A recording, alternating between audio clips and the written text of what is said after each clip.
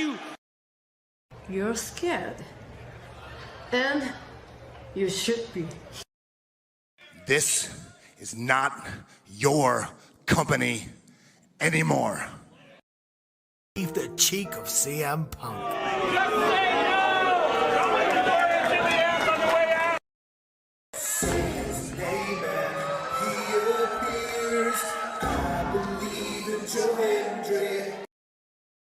Out! Combo move! This is what they've been doing! Hey, McAfee! Everyone shut the up and sit down! We got a mom in the front row who taught her daughter how to suck dick! I'm Mina Shirakawa. I used to be a model. I want to put on a big show. And that's the bottom line, because Stone Cold said so. What is going on, everybody? Welcome once again to the Saturday Shenanigans, hosted by yours truly, the Renegade J.J. Williams. Hi, guys. Hi, guys. CM Punk drama bullshit to the side. I still consider Hangman the worst AEW champion they've had. First of all, we're going to bring in Walter Cruz. I said that as a joke when, what's his name, did his promo Monday. He said, I'm from a prestige university. I said he majored in Steiner math. We've got the Heb man, James Hebert, in the house. I do really cool and dumb things on the internet. Right. A lot of shit going on here. A lot of fucking crazy ass shit. Where is Noah JD? Well, say his name and he appears, because we believe in Noah Foster. Fuck is this intro? It is one of those things where as fans we do have these desires of what we want to see, but sometimes you can't always get what you want, and there are reasons you truly don't get what you want. I wouldn't even listen to this in Grand Theft Auto San Andreas. What the fuck is this shit? God, rapid whack. Like I said, never been a greater time to be a wrestling fan than with more companies in a more lucrative spot, in a more comfortable business spot, in a sense of mind, it seems, than ever. Again, WWE is not the only one. It is not the end-all, be-all. So let's go back to the Renegade Wrestling JJ Williams to get the official word. JJ, speak! Make sure you tune in every week, because you never know who's going to drop in to join the shenanigans. Catboy is in the house. Hello, my internet family. I say if you want to make them as evil as possible, make them really mad. We have Mansfield joining the party now. What is going on, Josh? Like I told no one when we were in Cleveland, him joining Chase U was just an unfortunate side effect of my shenanigans towards you, JJ. I know how it can get better, Noah. The panel chooses you. Shut the fuck up, Josh. He said that so like. We got some of the intro back. Yeah, I was gonna say. It's just like how you and I had lunch together the other week. That was different. Ladies and gentlemen, the King is here. Say his name and he appears. We believe in King A-Train. There are so many believers in Joe Hendry. The only person on this panel that doesn't believe in Joe Hendry is King A-Train.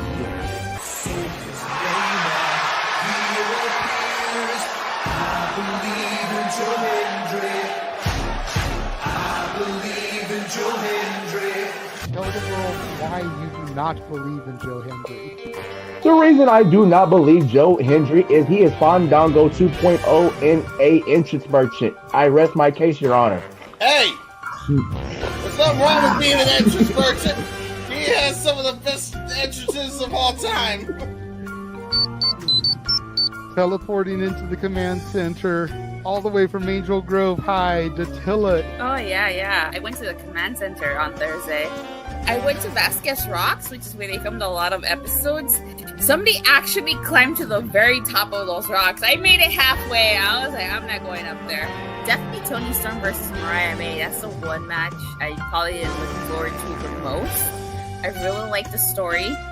I'm familiar with all about Eve, so if it plays out that way, I kind of know how this is gonna go. Say goodnight, Datilla. Good night. James, you did say his name. So he shall appear, ladies and gentlemen, the first time on the Shenanigans. Jeff Meacham is in the motherfucking house. Ah! All right, we're coming in hard with the botch. All right, fucking hell. It's good to be back. It's good to have an opportunity to talk to the crowd on a Saturday. If you want to have yourself stomach through it, you can go back and watch when the Main Event Mafia took over Impact. That's what James is talking about. So if everybody just joined us, we're talking about people sedating people, attempted murder, boys, and tips. Welcome to Saturday Shenanigans, everybody. Aren't you glad I'm back? Welcome back, Jeff. Cool. Yeah.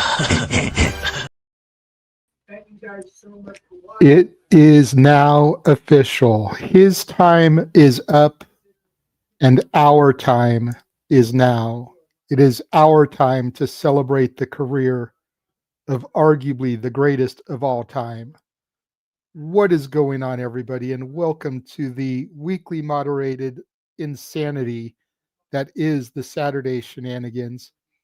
I am your regular humble host, the Renegade of Wrestling, JJ Williams, back in the hot seat once again. And I know that there is one person who is eternally grateful for that. The simple man, Noah Foster.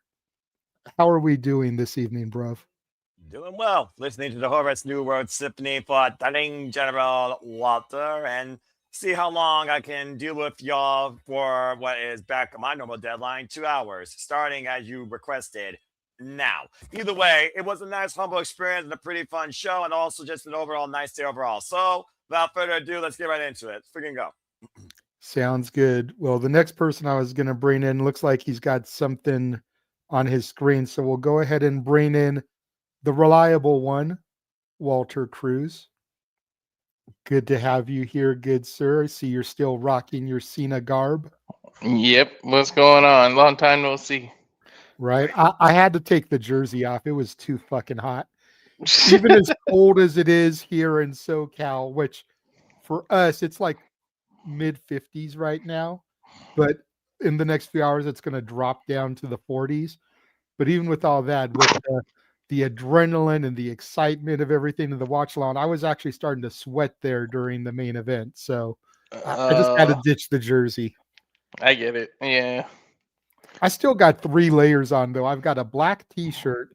I've got an orange and gray long sleeve t-shirt with a hood on it. And then I've got my Santa shirt. So I can at least lose one more layer if I need to. Makes sense. Gonna bring in the other guy who was sitting there with me for the call, man. I would ask him if he's ready, but I already know the answer is F no. How are we doing, Meacham? Wow, that shot looks like shit on the phone. I apologize for my changed appearance. I am also streaming this on the Jeff Meacham Network and the Greg Cherry brand. So therefore, I am on my phone for now. I'm going to try to get back on the computer to see if I can do both. We'll see. But for now, start the count. 1. All right, we're keeping count. The Jeff Booze counter. Yeah, 1 tequila soda, and we are off and running, kids. It is what it is. I am not okay. It's not even disappointment in the finish. It's just I'm not okay with what's happening, and I'll try to be as we go along here. But the drinking will help. All right, and there's 4 of us on the screen. There's 4 regulars, if you will, but we've also got in the green room. Won't say 4 non-regulars, but some of whom it's been a while since they've joined us here on the Shenanigans. Yeah. First person we're going to bring out is everybody's favorite holiday elf. How are we doing, Mr. Mansfield? Yeah. 2 things. 1, 50 into the 40s, you lucky motherfucker. Huh? It is in the 20s, snowing like crazy here. Oh, okay. And the roads are crap. So you lucky motherfucker. Hey. Well, in fairness, we live in Southern California. Yeah. It snows like 1 day a year if we're lucky. And the amount of snow is not enough to stick on the ground to call home about. It's just enough to record a 30-second video so we could be like, see, it does snow here on occasion. Because I've done that before.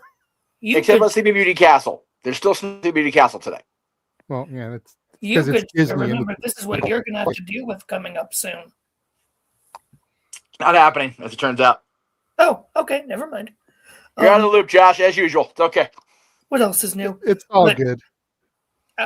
And the other thing was, that's cold. Whew, holy cow! I'll be honest. I started tearing up during that last video package. I finally broke down with Cody's spontaneous interview after the show ended.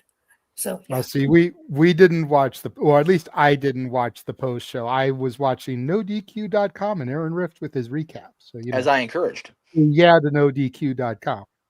Yeah. Sorry, I wanted to see everyone boo Triple H, and it was fun. And that's fine, but the only time you don't have to watch is on Tuesdays, and we know why, and that's okay. Well, but we digress. Yes, let's bring some of these other people in. We got another person waiting in the green room who it's been a long time since we've seen on any of the Multiverse of Media channels. Oh, and I know it's somebody that is going to make Josh extra happy. Oh yeah, okay, yeah. Maddie Laws is in the house. Josh's Christmas wish came through extra early this year. Yeah, boy. I'm even wearing the throwback jersey. Wow. And Jeff, the old school hat. He doesn't have to worry anymore. I have a girlfriend now. Oh, look at you, Mansfield. Well, hell, I'll toast to that. Shit. But before we get started, everybody, I'm wearing the throwback jersey. I'm wearing the throwback hat for a reason. But what did you all expect? Preach. Yes. What did you guys truly expect from a legend going out on their final match? Also, my co-host over at West Coast Weekly also told me that I've got 2 matches I need to watch on the other promotion, so we'll get to that later, I'm assuming. Possibly. Tonight is mainly going to be focused It's on mostly for Cena, and that's why I'm here. Right. Yes. All right, so now we'll get into some of the more normal regular guest appearances. He was with us on the call tonight. Give it up. He's not an Aussie wannabe. He is the original Big G. Yeah. What is up, Big Baller? What is up, my fellow peeps? My fellow peeps. Don't start with the football shit, Josh. Like I said, if they were going to do a John Cena Cleveland Brown shirt, it would be a porta potty. So shut the fuck up. I was going to be nicer about it with one drink in, but yeah, Josh, shut the fuck up. Okay. And that would be the same if they did a Cleveland Indians or a Cleveland Cavaliers jersey. Hey, the Cavaliers had at least a winning season in the last decade. The last time the Indians won something, it was a major league movie. Last time the Indians won something, they were still the Indians. Yeah, you know. At least the Cavaliers have a world title. Thank you, LeBron. The Cavaliers have the NBA Fair title. So enough. good. Yeah, there Fair you go. enough. Yeah. And joining us to let me know that all my stats are approved. Yes. Fat Boy Mike is in the building. Woo. First, let's talk about the weather, because it's not just cold in Ohio; it's cold in East Tennessee. We're gonna get into the teens thanks to that Arctic snap, and the way you guys keep. I know, really. And the way you guys keep throwing out sports references, come into the damn bar on Sports Bar on Monday nights while I'm talking football. In the meantime, it's about John Cena, which is who we're going to talk about tonight. Thank you. Hey, I will say this. I thought of you, dude, when they showed that big stat screen with the final match graphic or whatever, and it was pointed out they forgot Mr. Money in the Bank. I'm like, oh, Mikey would be ashamed of that stat board. Believe me, forgetting I would. things. I mean, especially with Mr. Money in the Bank, was the face was dedicated to the Casa. Like, the fuck, man? Yeah, indeed. Who you know? If you want, I can shoot a link for you tomorrow for the football. Football, yes. Football will be tomorrow, kids. Yes. Yeah. Big weekend. But Maddie, if you didn't know, Statboy has been hosting weekly watch-alongs for Monday Night Football. So if you want, you can always join him there. I'm sure he'll shoot you the link. I would be there Monday, Mikey, but I'm going to be going to Raw and SmackDown on Monday night. Handle your business. The Titans So- beat the Browns, so I'm happy. So do my Steelers proud on Monday night. Oh, I'm ticked off at your Steelers. You've got a Viking on there. Move on. Oh, Adam Thielen, yeah. Move on. I'm having Noah Foster brain. No more. That's why I said move on. Move on. Last person waiting in the green room is the newest addition to the Simply Reliables family. The Canadian king of food, Nick Ferrantes, in the house, Nick. bringing us to the Brady Bunch layout. Bum, ba-dum, ba-dum, bum. I'm dead center. I didn't expect this. I'm in the perfect spot because I'm looking at the time before I can bid you off. Fine, I do. Right, Kenny Omega. Nick, how are we doing tonight, good sir? Doesn't fit. What are you doing? Well, and we learned back in 1994, if it doesn't fit, you must have quit. Oh, got it. Thank you. Hi, hey, boys. What's up? You're getting the birds and the bees talk pretty late, man, Nick. This is why I only deal with these yahoos on a consistent, limited basis, folks. Hey, I really want to start this, JJ, when Maddie's in the same chat as me. Too many people talking. A very wise man told me, and take this to the bank. Ready? Big men make little decisions, but little men make big decisions. Take that with what you will. I'm 5'8", and that does not equate. The Hornswoggle book this damn finish. Got it. I'm 4'10". I was told once that wise men say forgiveness is divine, but never pay full price for late pizza. That's right. Bullshit. If it's 40 minutes, it's 40 minutes or it's free, motherfuckers. That's right. Why are you shaking your head, Mikey? No, wait, what are we at timer-wise? What are we at?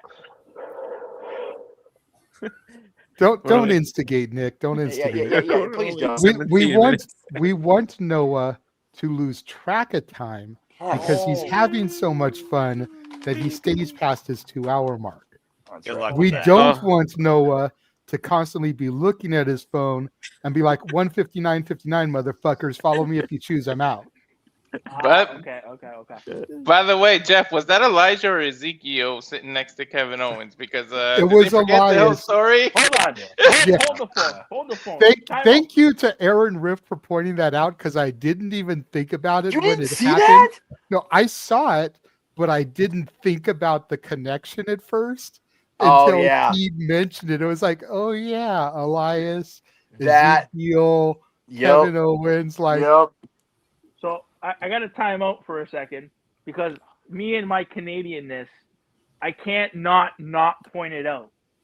Mr. Matty, what do we got? Who are we rocking there, buddy? Who are we rocking? Vince Yeah, buddy. There you go. Damn. Sova. This was my dream jersey, and my brother got it for me for Christmas last year. So I remember that. That's awesome, man. when we're doing a John Cena, throwback little stream, I gotta get the throwback. I gotta go with Toronto. Vince Carter, my favorite player of all time. Dude, you got to get the throwback black jersey. Those ones are nice. There you go. Oh, dude, the purple was the one that I was seeking out forever. For sure. JJ, before we move into it, for recap so far, Canada Dry, Fruit Splash, and Terramana, beautiful combination. So we're getting fucked up, Jeff Meachin. Oh, fuck, yes, we are. Terramana and Baja Blast, not so good.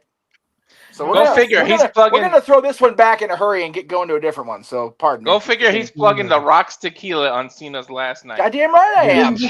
Goddamn right. Hey, if John wants to produce a drink, now that he's retired, doesn't have to be freaking Mr. Keep It Clean anymore. We all know he ain't clean. Listen to the Horseman's Hall of Fame speech. Flair fucking dimed him out. So, just saying. Cena will come up with the drinks with the ingredients you can't see. That's true. Right. Hey, Noah, they'll all be clear. Noah, can you explain to me the fundamentals Pretty clear to me. of tag team wrestling in AEW? Can we This not isn't with the that day for tonight? that. Jesus. This isn't the day for that, Nick. I Tonight is know. all about Cena. Please. No one's looking so uninterested. Don't drive. You know what? If you drive him away, we're gonna kick you out of here. I'm trying to help him. No, you're not. You're trying to ruin all the rest of us. Oh man, how I've missed this so fucking much. Yeah, well. And like we said last week, the fundamentals of tag team wrestling in AEW, the women's side got the WWE to get their head out of their ass for their women's tag team division. So I'm here for it. Let's fucking go. Anyways, here's the yes. story of the not seen, never seen 17. Wow, that was Get to it. Yeah. All right. That sounded like you just had 5 drinks and we're like, I'm about 15. All right, Jay. Are we ready now? You're over here. Are we good? Hi, how are you? Okay, good. Very good. Please. Okay, so we are gathered here this evening. It sounds like a wedding. For Maddie and mine's wedding. More like a funeral, but you know. Yeah, you know. Look. But look, we're all here tonight because we want to pay homage to the career of John Cena. Yes. So I want to start off, Big G and Josh were kind of on the pre-show, so I'm going to bypass them here on this. But I just kind of want to go around the room and get, just a few moments from everybody about what John Cena means to them or meant to them now that the final decision has been rendered. The shoes, wristbands, and armband were left in the ring, and he disappeared behind the curtain. Aaron was saying leave the jorts behind too, and it's like, well, on the one hand, I don't think everybody and their mama wanted to see him go up the ramp in his underwear. No. What could have been a fun moment is if he pulled the jorts down and the trunks from his debut match were underneath them. There you go. So he could have gone out the same way he came in. And to be leaving fair, the jorts behind as a signal, Yeah. To be fair, underwear is Peacemaker's gimmick anyway, not John Cena's. Exactly. So I don't need to see that shit ever again either, John, for the record. HBO, I'm looking at you. No. So I'm going to start with the center square, Matty Laws. Then we'll hop up to Noah. Then we'll go around and end with me and you, Jeff. Matty, go ahead. What does John Cena mean to you? I was 4 years old when John Cena debuted. Why do I feel like the story is going to go with it happened to a friend of a damn bottle, Jeff. It starts with it happened to a friend of a friend of mine. This isn't going to go forever. No, I know. I was 4 years old when John Cena debuted. I am a 27-year-old man now. Wow. Mm-hmm. That's 23 years. And all I really have to say is John Cena was a huge portion of why I love professional wrestling. I know right now Jeff is wearing the Rise Above Hate right around the time that John Cena was the most hated. And I was still on Cena's side when I was about that age. Like, Cena means a whole hell of a lot to me and to a lot of people in professional wrestling. I want to thank him for the 23 years, thank him for most of my damn childhood. And yeah, honestly, without him, WWE probably would not have succeeded through a good portion of that. That's a fair shout. Before we go any further, joining the party late, but better late than never. The Heeb man, James Hebert, is in the house. Nice. So we literally have a full room because StreamYard will not allow more than 10 people. All right, I was going to ask that because my friends maximum capacity right now. Okay. Yeah, because my friends that were at the show are almost at the hotel. They were asking. I'm like, yeah, they'll bring in your virtual green room and then just sit tight. So, yep. Very good. Cool. Hi, James. Hi. Welcome, James. Okay, so we'll hop back up to Stat Boy. Yeah. Now that things have kind of rearranged just slightly with the addition. Stat Boy, what does John Cena mean to you? He is the most entertaining, be inside and outside of the ring. I mean, whenever he would visit Fallon or on any show he was on, it was like, you know, he would make you laugh, he would make you cry and whatever. And, you know, the stats are still being finalized and everything. The book will be ready to go. I so want to give him his book, and that's my version of giving him his flowers, which he deserves. You know, it's amazing what he's done. He put his body on the line as long as he could, and he did it the right way. And that's all that matters, you know? It's one door closes, the next door opens. Who knows what he's going to do? It's a lock to put him in the Hall of Fame. And I still hope that one day I'll get to meet him, because all those years ago back in Las Vegas where I didn't want to stay out in the heat, I still regret that day. But hey, it is what it is and all that. I had this whole rant ready to print out and whatnot, but you know, I don't want to waste too many people's time, and I will gladly bow out if others want to come in. So that's a thing too. Dude, Mikey, it's a 4-hour show. Say what you gotta say. Fuck. Yeah, exactly. You know, say what you gotta say, dude. I mean, it almost feels like just saying thank you, John, is not enough. You want to do so much more for the guy. You know, that's true. And that's all I really I can say thank you, John, over and over. And hey, if you ever come to East Tennessee, the book is yours. Bottom line. Thank you, thank you, thank you. You've earned your time off. Enjoy it. Live it. Pop up once in a while. We can see you, and we want to see a ring on your finger, not your wedding ring, but a Hall of Ring word life. There you go. I want to see a wedding ring on his finger. I'm okay with him finding Shay and being happy. Right? I mean, seriously. Yeah, you could have worded that better, Mikey.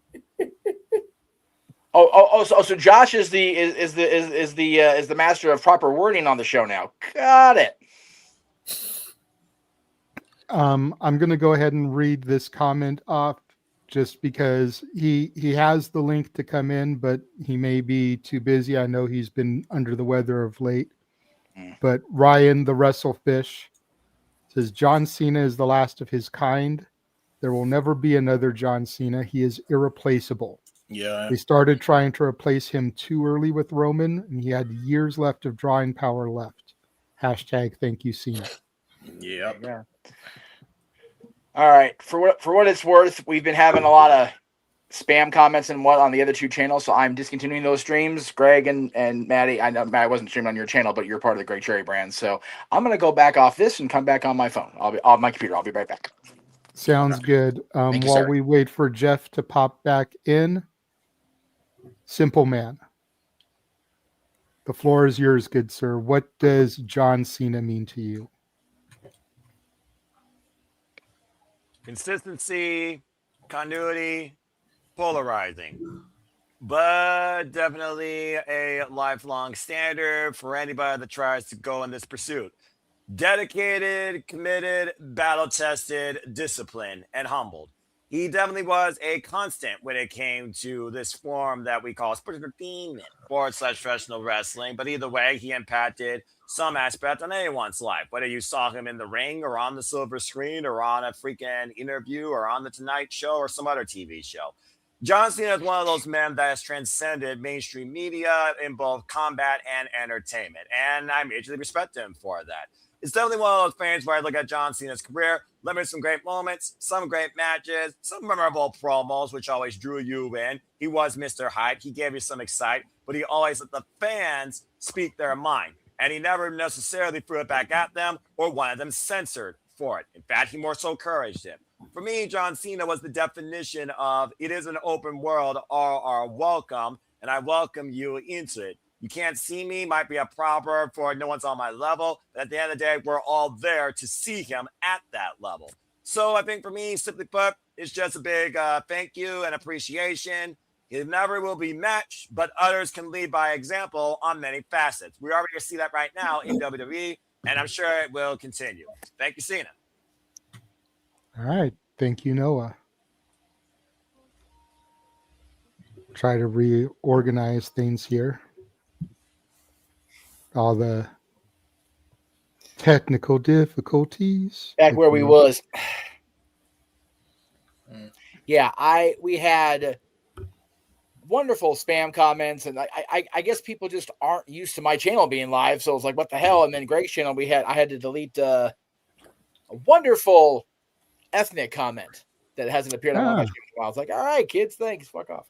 So, yeah, I had to delete a couple of comments because one person, I don't even remember the username, got into all the feeds and started, typing in all caps stuff. And I'm just like, okay, why are you shouting person that I don't even know? Right. Comment deleted. But anyways. Anyway, sorry. Yes. Mr. Hebert, good sir, the floor is yours. Our resident Bostonian, if you will, what does John Cena mean to you? Man, been a whirlwind of a day, so this was definitely the lull down, if you will, because that was an emotional wreck. I actually it was emotional. I had damn near cried. I stopped myself. I love Cena, man. Like, Cena was one of the people early on, that, just like Rey Mysterio, gave me hope when I was young, as a child, brought me out of my autistic shell in a way. Got to meet him in a very unconventional way. He actually gave us wristbands because his line was so long in like a 2005 autograph signing at a Macy's. And I got to see him perform live at the South Shore Music Circus in Cohasset. He fought JBL that night. That was a very interesting show. Been a Cena fan ever since. I already was a Cena fan. That kind of solidified it for me. As a person, he's always my number one guy, right next to Ray. They're like 1A, 1B as far as childhood heroes. I have his DVD right here. John Cena, The Experience, is part of my backdrop. So to see him retire, the way that he retired was very fucking surreal. Great ending to cap off what was a great career. Very sad that he tapped because he gave up, and the way I don't know, that was a bit weird. But in all fairness, though, and it was pointed out on the No DQ recap, John Cena has not tapped out since No Mercy 03. I know. Yeah, I'm aware. So just put that into perspective, folks. 22 years since John Cena tapped. Yeah. He's only tapped out 4 times prior to this. Twice if he didn't smirk, I would be like, I'd be okay. Like, if he didn't smirk and just had to tap because he was in too much pain, okay. For me, it was like weird. But that's like a booking thing for me. That's not what this is about. I feel like the smirk was it's over now. Yeah. It's finally over. Yeah. I don't know if I call it a smirk. It was one of those, I'm not getting out of this again. Like, it was more of a look of resignation, like, okay, fuck it. No, I agree with James. It did kind of look like a smirk, almost like a smile of sorts. But like I said, I think it was more of a, I'm happy. This is how I wanted to go out. I'm okay with this. Tap out. Yeah. 100%. Yeah, like I have no issue with like him retiring, and I get why he did it for Gunther, and that was huge for Gunther. I'm sure he'll run with that for ages. Not my favorite booking decision though, just because of his character over the last 2 decades plus. But Real hey, quick, it is what it is. Papagino said the smirk was just like Roman when he lost to Cody. I know. Yeah. I feel like if it was done in that regard, I would be okay with it, because the way Roman did it, it was like holy shit, I've done it. You know what I mean? Like, but it wasn't like so obvious that he was like, I don't know. It was just done poorly, I guess. But hey, again, I'm doing the booking thing. It's not what this is about. I just care about Cena. That package killed me. Like, holy shit. Right? Oh. The leaving the armband in the ring, his father showing up on screen, him literally going through the entranceway one last time was insane. Man. Probably the last big draw of the old guard finally going away, man. That was a wild thing to see. Like that guy is one in a million. You know, it's funny that, I'm doing a documentary about 1 in a million. In wrestling, he is 1 in a million. There will never be another John Cena. There will never be Wholeheartedly another. agree. So, I've been thinking about this a little bit, since we wrapped our stream, watching Aaron Rift's recap, getting ready to start this. And there's nothing really that I would have changed about tonight. The only thing that I can think of where I can say, maybe if they had done this, it would have just added to it. Yeah. Because I didn't see Randy at ringside. Yeah. With He's in everybody Sweden else and there. Saudi.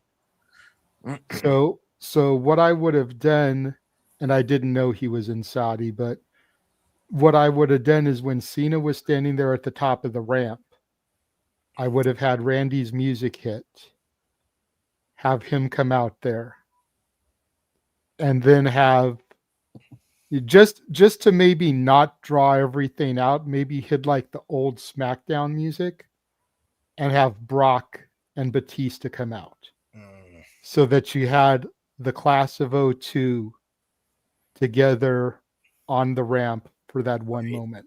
That would have been neat. Yeah, I think that would have been a great, just the visual. Yeah. Because again, people can say what they will about Brock. Nothing has happened, in a court of law yet, so it's not my place to pass judgment. But to have that visual of Brock, Batista, Orton, and Cena together one last time, considering where everybody went in their careers, all world champions, all have had Hall of Fame worthy careers. 2 of them have made their name in Hollywood, in superhero franchises, no less. 1 in Marvel, 1 in DC. I just think that would have been a hell of a visual there.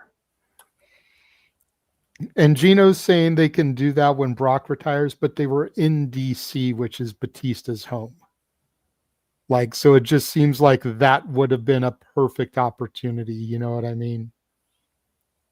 But Nick, we're going to go to you now, good sir. What does John Cena mean to you? And no, there's no bleeding assholes to discuss here.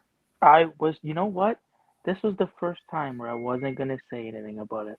Okay, good. I was going to take this seriously. How dare you think of me like some bleeding asshole, Mark? God damn it. Because I know you. Okay. But you know what, JJ? I'm calling HR about this. I don't like okay. Human resources, how can I help you? Yeah. I feel like I'm being misrepresented. I'm Let sorry. me transfer you to my associate, Jeff. What? The fucking what? No. In all seriousness, yeah. in all John, seriousness, listen, now, John Nick, what does was- John Cena mean to you?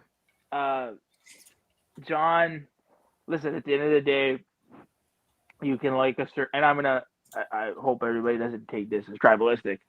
You can like one company. I think people know me enough here to where they know that I am an AEW guy.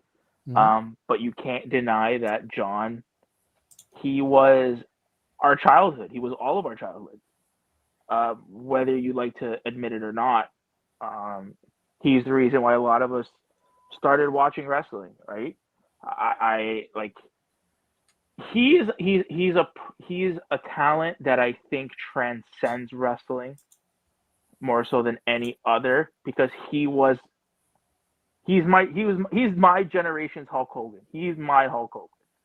You know what I mean? Like I was never around. I wasn't here for Hulk Hogan. So to me, he's in wrestling terms, he's my Hulk Hogan. You got to give the guy his flowers. He says to himself he would go until he couldn't go anymore, and I think he's not like a lot of old timers where they don't recognize that it's time to go. And I think he's recognized that, and he deserves, no matter what company you're for, no matter what company you root for, work in, he deserves his flowers. So I mean, nothing more to say on that one. That's very fair. I mean, I will argue you on one thing. He was not my childhood. I was already 26 years old when the fucker debuted. I already was on my way to being an old man. He was our childhood. So y'all talking about y'all were 4 years old, 8 years old. I'm like, each and every one of y'all can eat a fat dick, because I was already like, 26 years old at that point, like old man status in comparison to the room. Freaking having people come into the spaces, coming on to the pre-show, talking about how young they were. Freaking Jeff needed to go grab his Ovaltine and a cookie. Oatmeal raisin, And now he's here drinking the Terramana because he can't deal with it anymore. But it's a deal, man. Like it's crazy. Yeah. All right, Walter, it's on you, and then it'll come up here to the dads, if you will. What does John Cena mean to you, good sir? Cena means that it's okay to be your authentic self. He was just his damn self. He's a white, for lack of it, he was a white kid from suburban America that liked hip hop and brought it onto TV, and he was just seriously his authentic self the entire time, no matter how much people booed him and hated him. And I really think people didn't really hate him. It was the booking of him. It was the Vince, and secretly it was the way Vince put him in your face all the time. That's what people really hated. It wasn't John Cena himself. People get that construed. And then what he represents, with how much the Make-A-Wish and how much he did for kids, like there is nobody that's going to touch him like that. Like, I think he holds the record for how many wishes he granted out of any celebrity ever. So it's like, that's what he really means to me, that it's okay to be authentic yourself and never apologize for being yourself. And then what he represents to kids and doing that. And for somebody who's not a father himself, for him to be able to be like a substitute father for so many kids and give them hope. That's what the never give up thing was. Never give up. I know you got this crazy disease. I know you got this crazy diagnosis, but don't give up. You can fight. And that's what he represents to so many kids. So that's what he meant to me most above all. All right. Mr. Meacham, good sir. Me go not last. Okay, well, there you go. All right. Fuck. I mean, I can go next if you want to bring up the rear. I mean, you communicate with him more than I do. So if you want to go last, I have no problem giving you that. I would appreciate that because I'm still trying to just like kind of gather. Like I honestly want to hear what everybody has to say. That way I don't repeat somebody else's or like give them what's already been said. So.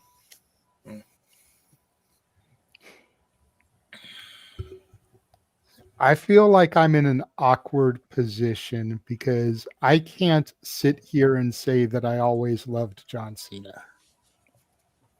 You know, when he debuted and he fought Kurt Angle and he tried to display ruthless aggression, I was 100% behind him. And I was behind him for a good majority of his early career. Pretty much all the way up until the point where he got drafted to Monday Night. And once he got drafted to Monday Night, I feel like the in your face, as it was described, was pedal to the floor.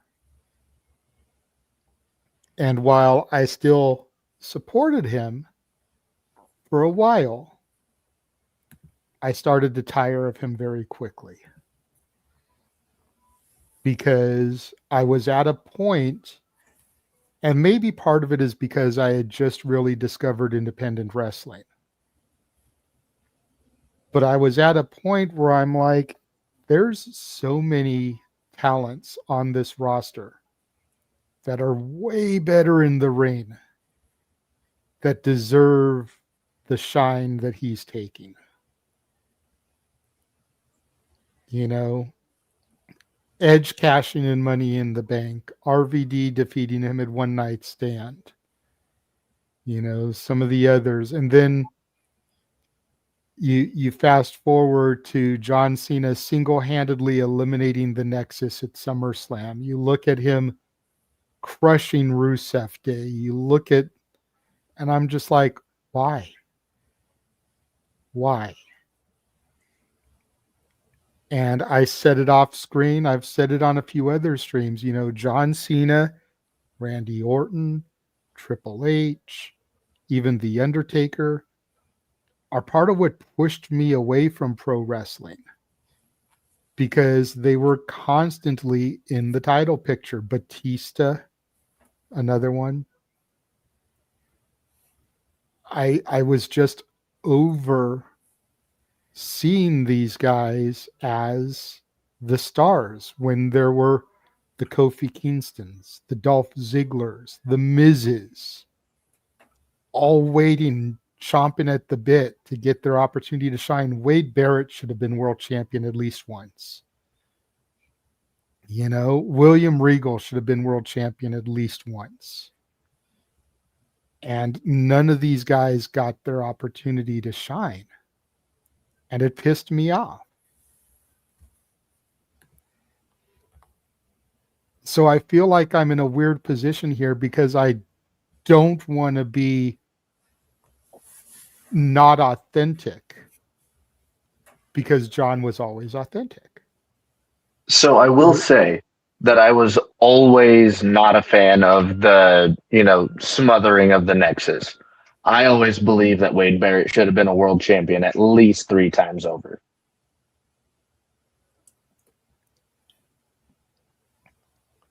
So I don't want to sit here and not be authentic because I feel that goes against what John was. So I'm going to be authentic. I feel like John was always dedicated. You can never argue the man's work ethic.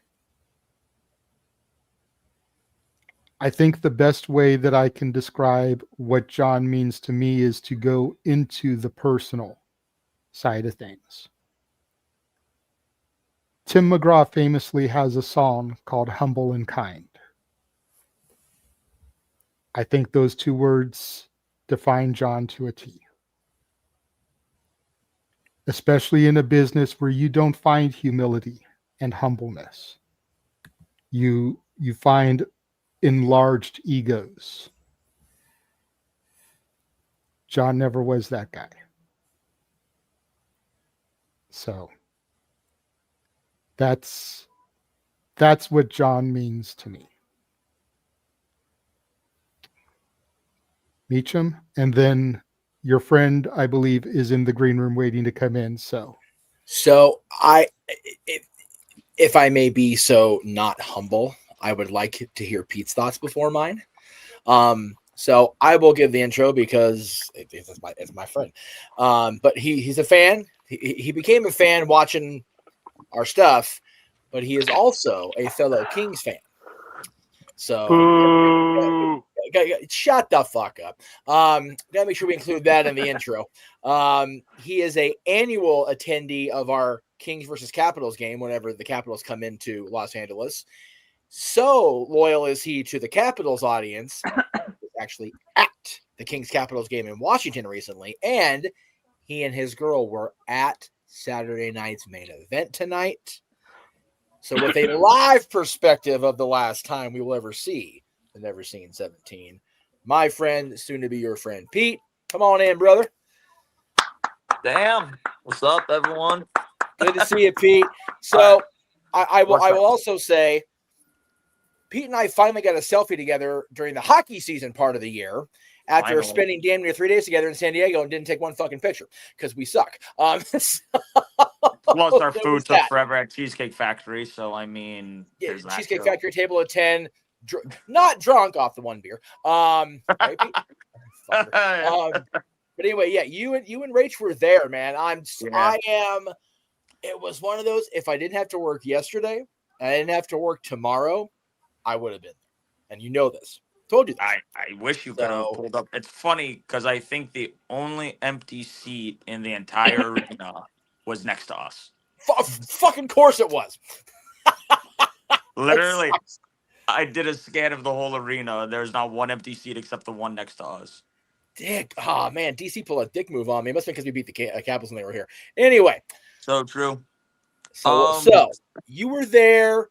Yes. For Pete background, not part of the entirety 23 years of the C Nation at all. He is a acknowledged part of the bloodline support for the record, but he is not a devoted follower of the Never Seen 17, but he went to show his respect. And I want to hear where you were at in the crowd, man. How are you feeling being part of all that? Before I will answer, I just want to say, take note, this is a historic moment. This is my first time ever wearing John Cena gear, ever. Right. All right. Yes. Okay. Fair. Yes. I'm not going to reveal much, but underneath is literally my Cena suck shirt. Okay. Take it off. Take it off.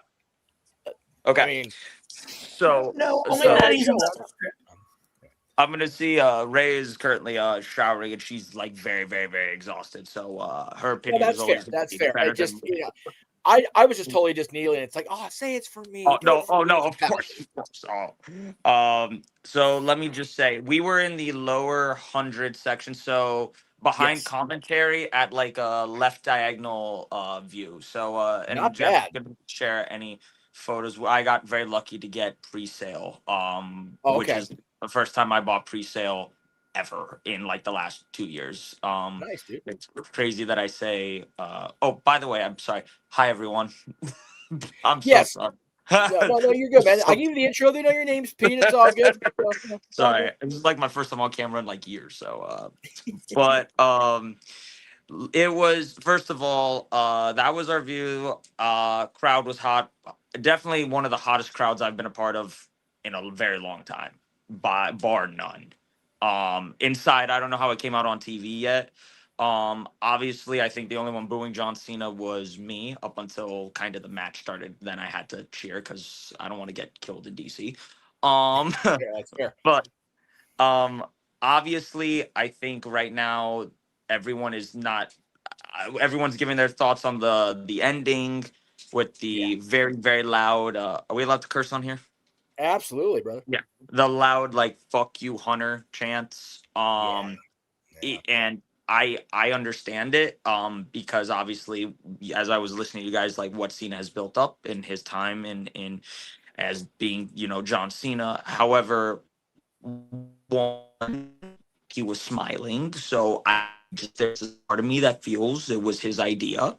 And second, John, as much as I want to always say, like I boo him and I just don't like the character of John Cena himself, I've always respected. And he always said that the day he felt he couldn't give his absolute best and he would not quote unquote give up, but the day he feels he can't be who he is, he would leave. Yeah. I feel him tap out, very symbolic of I can't give any more to this business. And even though that he put on a great match, Gunther wasn't my pick. That's more of a controversial take, I guess, but I think the match delivered what it needed to. And I feel like it doesn't matter what result could have happened, you're gonna have people that are upset either way. But being live in the crowd, I didn't film any part of the match because I want to be in the moment. In the moment. Obviously people were very, very much booing Gunther. It really felt like an old school type of match where you have a clear-cut face, clear-cut heel. I can't believe being a fan who really got into wrestling 2005, but like being a teenager through the Super Cena days that I heard a Super Cena chant in my life. Right? I was Those were thinking days, of those you. kickouts. Yeah, the days of those kickouts being cheered or were never even imaginable back in the 2010s. No. But it was certainly one of those matches that I'm very thankful to have been there live because it's one of those, you know, he is a once. He says Brock is once in a generational, Cena's once in a generational. I don't see someone ever getting to the level that Cena did, both on screen or off screen. And you can make arguments, and there might not be. Like times have changed. Would Cena have done well this time or this time? Whatever. Everyone is there for one common cause, to pay respect to someone that in some way, shape, or form has touched them as a wrestling fan, or whether it's, you know, in the ring, outside the ring, you know, character work and so on and so forth. So I would say that, you know, being a part where it didn't really matter for like a storyline perspective, it didn't matter like in-ring quality, people were just gonna love what they see, or until the ending, so forth, I should say, because people are very much critical of a tap out finish. But I'm not going to say people are not entitled to their opinions. I always believe in that. It's just, I feel you have to look at what the tap out represents in the story of Johnson. That's just my take. No, it's a valid take. You and I talked about that at dinner. It's like, you know, the problem with the internet wrestling community is people think that their opinion is the only one that matters. Of course. And, you know, you and I have talked about this. You are not fond of the man who used to be Brother Love. And you know, you and I go back and forth on that with Bruce. But Bruce made one of the most valid points I've ever heard. And his pseudo replacement for a while on the same podcast, John Layfield, both said the same thing. The people that are on the internet complaining or whatever, it doesn't matter. The people they want to hear the critiques from are the people that are like you tonight, like us in San Diego. People that paid to go see the audience, sit in the audience and get their reaction. Those are the people that matter. And the 19,000 of you tonight in Washington, the 40-something thousand of us in San Diego, we were visceral. If for no other match than for John's match. I still say John's match was the only one that got a complete, thorough, all the way through legitimate reaction in San Diego. Both War Games matches were fun, but the finishes were the men's. It was meh. The women's was a great match, but it was like it felt shoehorned again, like it did last year. The Stephanie and Nikki match, you and I did that. We're good. I'm done talking about that bullshit till New Year's Eve when I get to see Nikki, hopefully. But the John Cena matches, he said it on Chris Van Vliet's show and on Pat McAfee's show yesterday.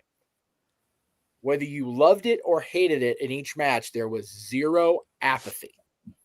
And that is something that is so much of a bitch to attain from the wrestling fan in 2025, is to not have apathy. If you can get past the apathetic part of it, everything else is pretty much fucking gravy. I 1000% agree. And it's actually the question I've been asking everyone today, mostly because it's all been Cena talk, is remove John Cena from 2025 in, I'm not going to say professional wrestling, in WWE. Yeah. Was this year, would you consider this year, granted we have 2 weeks left, a successful year? And I told you this at dinner. I'd say without Cena, this year is a failure, a massive L. Yeah. And you know, you have the Hunter bootlickers that are gonna love everything he does. You're gonna have the Hunter bootlickers that hate everything he does, and vice versa. But I feel tonight, prior to the ending, it didn't matter what they do. You're there for John. You're there to support John Cena. And then you know, I think because my take on the finish, okay, I liked it, but it was not my go-to. It's not like that was what I wanted. I would have preferred he passed out, but I'm not like willing to like kick down doors and say he shouldn't have tapped out. Right. I'm actually, it was a friend of Ray's that we met at the show that brought up a very interesting question that I had not thought of. If Gunther taps him out, where does Gunther go from there? You just tapped out John Cena. Now it's like, well, now he has to be given a title. Otherwise, where's this momentum leading? Is he just now going to run through a gauntlet and retire everyone? Who's next? AJ? Brock? Well, like, it's what, you know, yeah. JJ brought that up, that why not? He was the most dominant Intercontinental Champion of all time now. Blew Honky's record out of the fucking water. 2-time world champion in a calendar year, has been a champion. I think the stats down from 90% where it was, but been a champion for a good 3/4 of his career in WWE, including NXT and NXT UK. Mm-hmm. I personally feel, and again, we're kind of deviating a little bit off John, but you know, in tapping out John Cena and retiring Bill Goldberg, and by the way, everybody watching home, sorry everybody keeps falling by the wayside. Everybody's emotionally exhausted from this night, and people are just going to bed, and I don't blame them one bit. Like they're all tapped out, and I get it. So thank you guys for participating tonight. Those of you that did. I feel like Gunther is in that same, not near the star power or the company carrying guy that Roman Reigns was. He's in that category though of he don't need the title. Like Gunther can go on this retirement kick now. AJ wants to bow in 2026. Cool. Let Gunther do it. Brock Lesnar rumored to retire. Put him in the ring with Gunther in Minnesota. Holy fuck. Yes, I'm going to Minnesota, bro. You dick. Hotel is booked because it's free, but it's not like I pay. Well, if it's for booking, then I got nothing. I can't touch that shit. My girl. Anyway. But yeah. Anyway, we've been going around the room today during the pre-show, and then now. You were there for the live part, and that's great. You were there for John Cena's last 2 matches live, that's fucking amazing for you. I'm so happy for you, dude. Overall, what is John Cena meant to you? You've been watching, you said, since 2005, so you came into the fandom around the time that he first became WWE champion. Okay. John Cena has been the embodiment of my fandom of professional wrestling. To have a larger than life character. I'm going to say so many uhs in this response because I have to find the right words, but that's just how polarizing he is to me. Go for it, dude, please. I became a fan of Batista, as you know, and of course that's why I just by definition didn't like Cena. But being able, I think this was the first person, even though I didn't start in 2002 when he made his debut, it is the first person in professional wrestling that I can say I followed and feel like I was a part of the journey with them, because it's more like a representation of myself, of staying true to who you are. And I never wavered on my opinion on John Cena, even with the shirt on right now. I've always said I don't like John. I'm not going to cheer John. And this is all John Cena, the character. Yes. But I feel the character is so much related to the man he is. And that has earned my respect. And I feel like he certainly taught me that you stay true to your opinions regardless of the noise around it. Because this man was being eviscerated by crowds, both loved and hated. And he was sticking true to whether or not it's scripted, whatever you want to say about whatever. He has basically been what I would consider a role model in the sense of not someone to look up to in a way of like, I want to be like him. I want to be like myself. I want to be myself.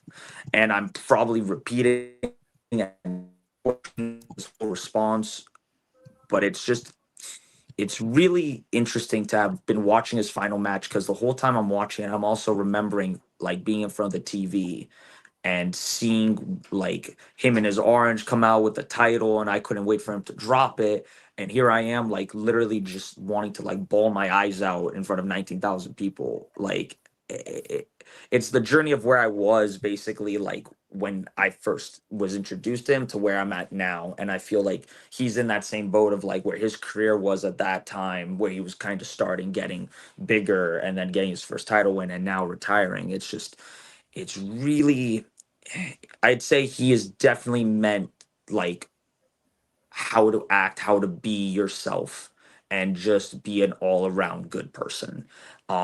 If that answers your question in any sort of way, because it's that's I appreciate it.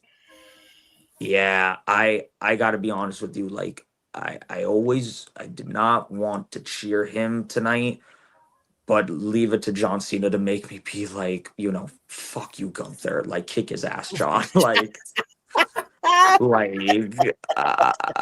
the only time I'm wearing Cena gear, man. Like that's it was a lot easier to boo him in San Diego when it wasn't just about him and Roman was there, so it was a lot easier. Very easy. Yeah. I just think it was such a shock tonight. Like everyone's losing their mind, but like the run to the ring and the crowd and his pose and everything, it just felt more like you just knew like it's really the last time. Like there was no and I'm sorry, I'll let you say your piece. I also really didn't. I don't know what it was like online. I haven't really been online. I haven't been reading any rumors or anything. For once, I felt like there was no of this backstage talk of like what's happening after the match. Like, what is Rock coming? Is there one more? You just knew when he was in that ring, this is it. Yep. And just enjoy what you're about to be presented. So. I give you the floor. I'm sorry I talked so much. Dude, it's like I told you at dinner. You do what you got to do and get your piece out, brother. It's all good. It's all good. The two of us dominated the 10-person table, as we do. It's okay.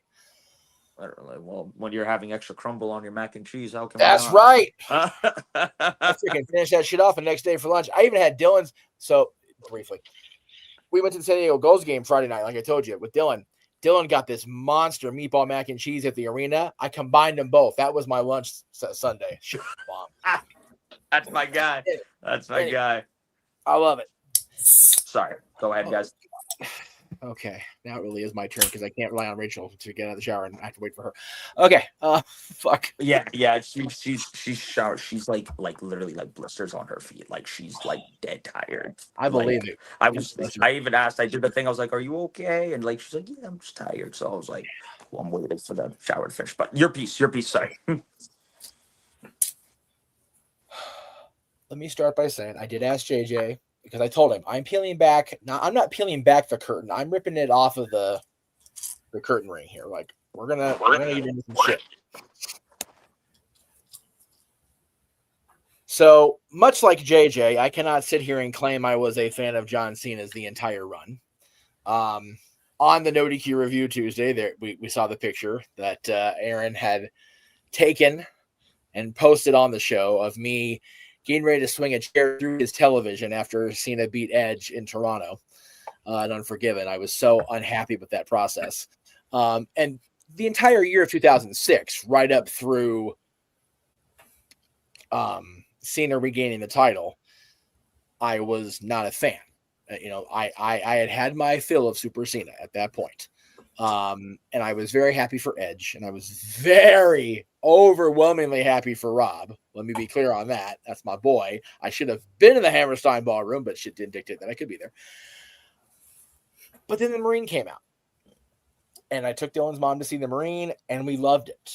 And we got to see a lot of the character within the character of John Tatum that John Cena poured into that character. People will love or hate the Marine franchise. Take it for what it's worth. It is what it is. But it was fine once it got to the third movie. Yeah. Who was that? The third one? That was Miz. The Miz took it over and held it down for like the next 4 movies. Yeah. We actually had a stable person once we got to part 3. Yeah. Forgive me. Randy was part 2, right? Randy wasn't in any of them because, it was DiBiase Jr. Randy was supposed to be in part 2, but fans revolted because of how he went AWOL on the military. So Randy did 12 rounds too. Oh, it was Teddy Jr. That's right. God, I forgot about that. Jesus. Wow. Sorry, Teddy. I mean, not that that's your biggest problem right now. Anyway. That's not. Anyway. That's another story for another time. That's another episode of Shenanigans after Christmas. Anyway. After the New Year, hopefully. Anyway. We saw the Marine. And we saw how much of John Cena the man was in John Tatum the character. And I 100%. And stayed that way afterwards. I cheered for him during his title runs. I cried for him when he tore his pec completely off the damn bone in October of 2007, after crying more over that summer for other reasons.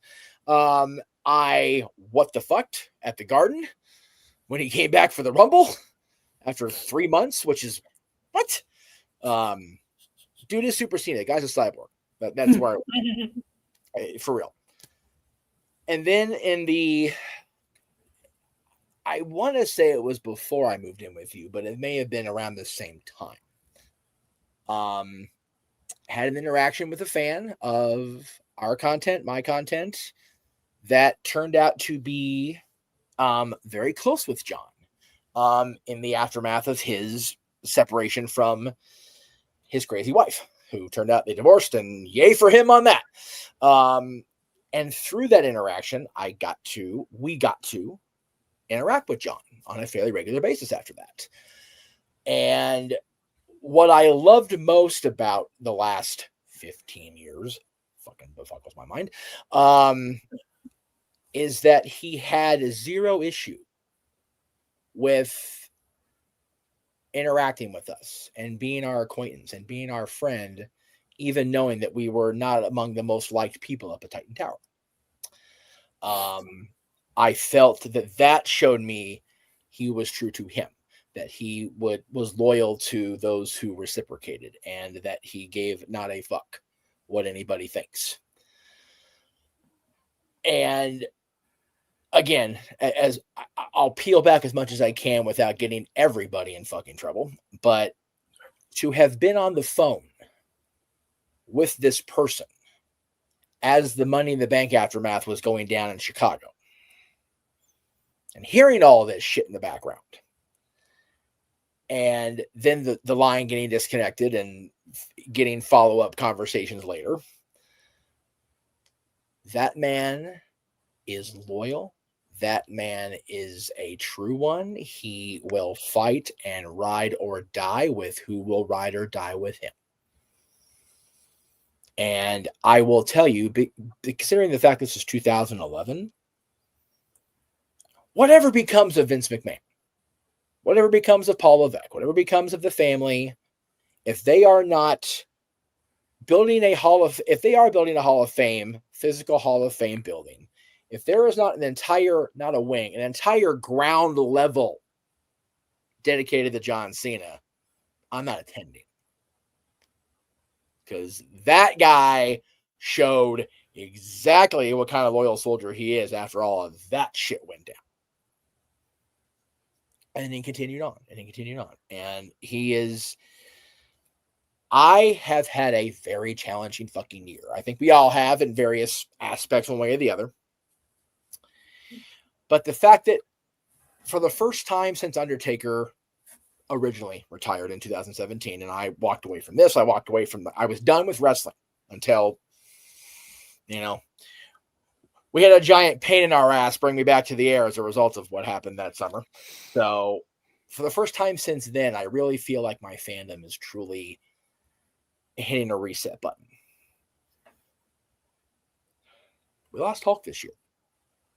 Whatever you think of Terry Bollea, whatever you think of his political choices at the end, whatever you think of the man, whatever you think of his opinions of certain people or kinds of people, Hulk Hogan character is the reason I'm sitting here. Period. End of sentence. And now John's retiring. And John is retired. That's it. He's done. I can't say E anymore. That there is a past tense on it now. He is retired. And I've had a year and a half to prepare for it. And I'm here in the moment that I've been thinking about since Money in the Bank last year. And I'm still not ready. That's why I'm 3 tequilas deep. Going on there. There you go. That moment is the real moment the friendship solidified. He went to the gym and came back.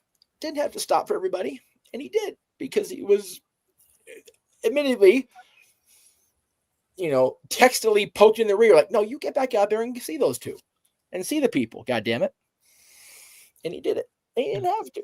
He was basically told, look, what other circumstance can you actually say hello to them?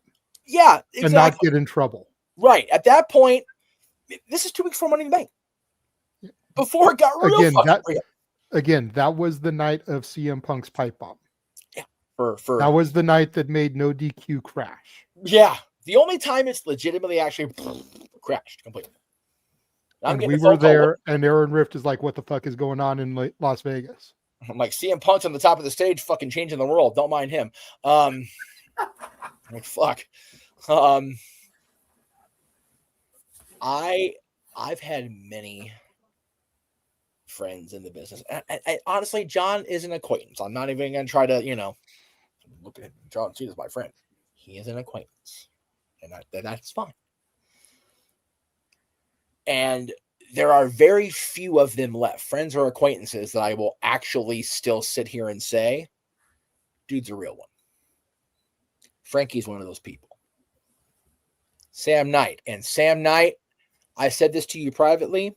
I said this to you on the air a couple times. Ike, I am sorry I was not there 2 weeks ago. Circumstances dictated I could not be there. I spent your retirement night in San Diego with this crazy motherfucker and about 40,000 other crazy motherfuckers. Chanting John's last PLE. But I love yous, and I'm sorry I was not there, and I appreciate the grace of being forgiven for that. Sam Knight's one of those people. There are a few others that I'm not going to try not to go too far down there, but John Cena is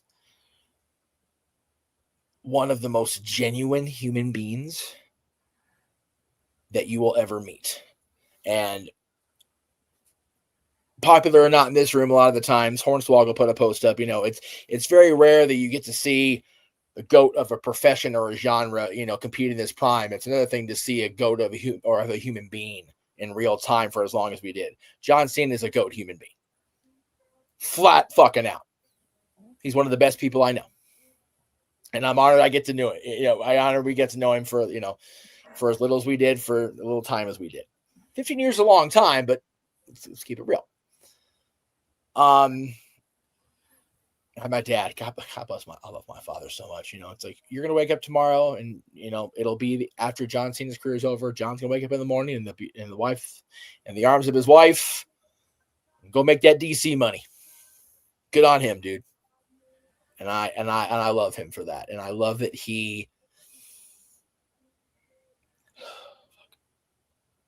I'm getting way too much. Natty Neidhart. She's an actual friend. I love Natty. She's a doll. The main theme of her book is the last heart beating. She's determined to be the only member of her family yet to get out of the business, not broke or broken. And it looks like she's going to do it, by God. But John, at many times in the last 23 years, could have let this fucked up industry just dead him. And he didn't. That is the Superman in Super Cena. He did not let the kryptonite that is professional wrestling take him down. And we all in this room are better off as wrestling fans having John Cena be the business. And Jay and I, and when he was living with us, Mikey, and everybody in that casa are better off as human beings for having befriended John Cena. And tomorrow and beyond is going to suck without him being more present. Definitely for the next, I'd say from now till WrestleMania time is definitely going to suck. Yeah. I think, and I don't want to short sell it, but I think by the time we get to this point next year, I think we'll be okay. Yeah. You know, we'll realize that it's not a gimmick. Yeah. We'll realize that it's legitimate. And we'll be okay because I'm sure we will have seen him at least once or twice on our television screens in the suit and tie as that ambassador. Yep. You know, in his new role. And I think it'll sink in and be like, okay, he's not leaving us forever. Yeah. We're just not going to see him wrestle again. Right. As long as he is still present in our lives, we'll be good. Because you figure the ambassador, the WWE ambassador will probably be in Saudi. Yeah. Yeah. The WWE ambassador will probably be at WrestleMania. You know, if SummerSlam is indeed going to be Brock's final match, the ambassador will probably be there for that. Yeah. Because both men have been integral in each other's careers. Oh my, yes. So even though Brock wasn't there for Cena's final moment, I could see Ambassador Cena being there for Brock's final moment. Especially since, if rumors are to be believed, the reason Brock is back is because Cena wanted him. Yeah. So if John Cena can make that happen with everything that is going on legally, which features Brock Lesnar's name, yes, I don't see any reason why he wouldn't be there for that moment. If I may, real quick, Jay, he said it on Chris Van Vliet's show and on Pat McAfee. I didn't see McAfee, but I saw CVV's interview. Yeah. I hope that the conversations he had with Chris and the conversations he had with Pat can help people to better their expectations and get that closure. Yeah. If you went into tonight thinking it's going to be another Ric Flair or another Shawn Michaels or, Terry Funk, God bless him and his 46 retirements. If you're thinking that's going to be the case, then you're going to be let down. So I hope for the true ones, the C Nation people, the people that have been there from the beginning, or the people that came around like you and me, or, even the people that still till tonight did not even put on a pair of John Cena's merchandise, let alone, cheer for the man. If you went in believing that this is it, and you mentioned it in your spiel, Pete, you mentioned that you really felt like this was it based on the way it was presented. If you went into it with that, then we're happy for you that you got that closure as a fan or as a longtime watcher. If you still believe he's going to come back, you can reach our mental health support line at figureitout.com. And I'll pour you a glass of tequila if you're in person. If not, I can't pour you a glass virtually. That'll ruin my computer. I just bought this motherfucker. But I hope, and I firmly believe that it is true. I hope that he is the one that sticks to it. Undertaker has so far in the 5 years. But even then, he did it a couple times before. There was a post I saw on Instagram, I think it was. There's a lot of socials out there nowadays. But we've heard the retirement tour so many times. Like, we never heard that about Austin or, Undertaker or whatever. It's like, well, first of all, Austin had a fucking choice. He only came back for one. And it got one of the early pops of this space because I'm still crying over that shit now, thanks to certain people. But I really think that was part of driving it home, was part of it of, we're going to make sure that this is it. John's going to make sure this is it. JJ, you pointed out in your layout that, you weren't a fan when Hogan became a wrestler, nor was I. He just happened to be the first I was drawn to.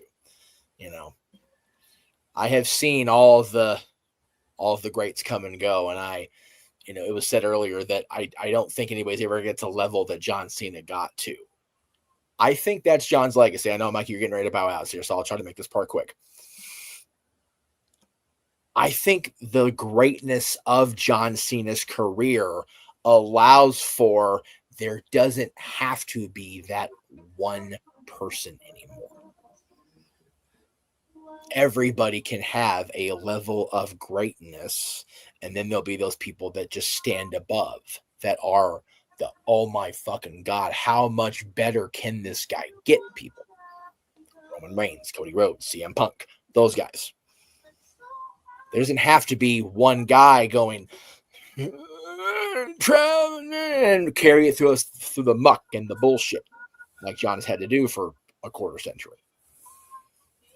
I think that's his legacy, is that him being the GOAT, him being the guy, ensured that the WWE won't have to rely on one single person again going forward. It's fair. Well said, gentlemen. Mikey, thank you for being patient. Go ahead and say what you need to say so that you can dip out of here. Dun, dun, dun, dun, dun. No, I'm not going to give the football talk. Stat Boy's work is never done. Whenever somebody says something, I go into fact-checking mode. According to the book that I have brought up, I have him losing by submission only 5 times, including tonight. I can confirm No Mercy 2003, but the only one that I'm questioning is December 4th against Benoit. He might have tapped that night. I don't know. Live event. Well, it was SmackDown, but I mean, did he actually tap? Is my question. Monday Night Raw, October 24th. He supposedly tapped, or however, but about a storyline. And then with Rusev, he passed out, which is not really tapping out. So I just brought those up. I don't know if he did tap against Benoit. And if he did, of course, because of the whole situation, that's why they didn't say it. So, fact checking is one of my things. Oh, okay. Yeah. Cause I've been seeing 4 on social media. And I went, and mention the other one. And that's what it was. Okay. I feel better about my memory now. Okay. Yeah. April 17th, 2003. So it was early. It was like right after he turned heel, like right after. So, I was going to say, oh, well, he did, but then I had to go back and check it and can't catch myself on that. And again, my memory is what it is, and I'm not blaming the tequila entirely on that. That was the number 1 contender match for Backlash against Brock, right? Correct. Okay, so yeah, he definitely tapped. He 100% did. Yeah, 100%. because of the history and all that. Well, we can't say his name anymore. So Well, no, but the video does exist. So yeah. You can't usually confirm it. So Exactly. So there you go. What you know is your criteria. So thank you very much. So there you go. Yes, YouTube and Daily Motion both have the video if you want to see for yourself, baby. Yeah, exactly. So good job, family. Thank you for letting me come in Monday night. 3 more weeks to go in Monday Night Football, and then who knows where we're going to go with that. Playoffs, duh. Well, I haven't decided what I want to do for the playoffs because that'd be a 6-game marathon that I can't promise priority over passion. Maybe I'll take the wild card weekend in the divisional playoffs and go straight to the AFC Championship. I don't know. Either way, John, you're the GOAT. The fans will love you no matter what. Thank you again for all the memories, all the matches. The book is ready. Hit me up and I'll send it to you somehow. I love you all, guys. Before you go, sorry. You've been arguing with us about John. God damn it, Tom Brady being the GOAT. I want to send it around the room, but I'll ask you since you're ready to go. Is John Cena the greatest of all time? Yes. Boy. Good job. Good boy. I have been trained well. I love you all, family. That boy out. I love that. And then there were 6. Yes. We went from maximum capacity down to about half. That's how most of this shit is, dog. Everybody's so tired.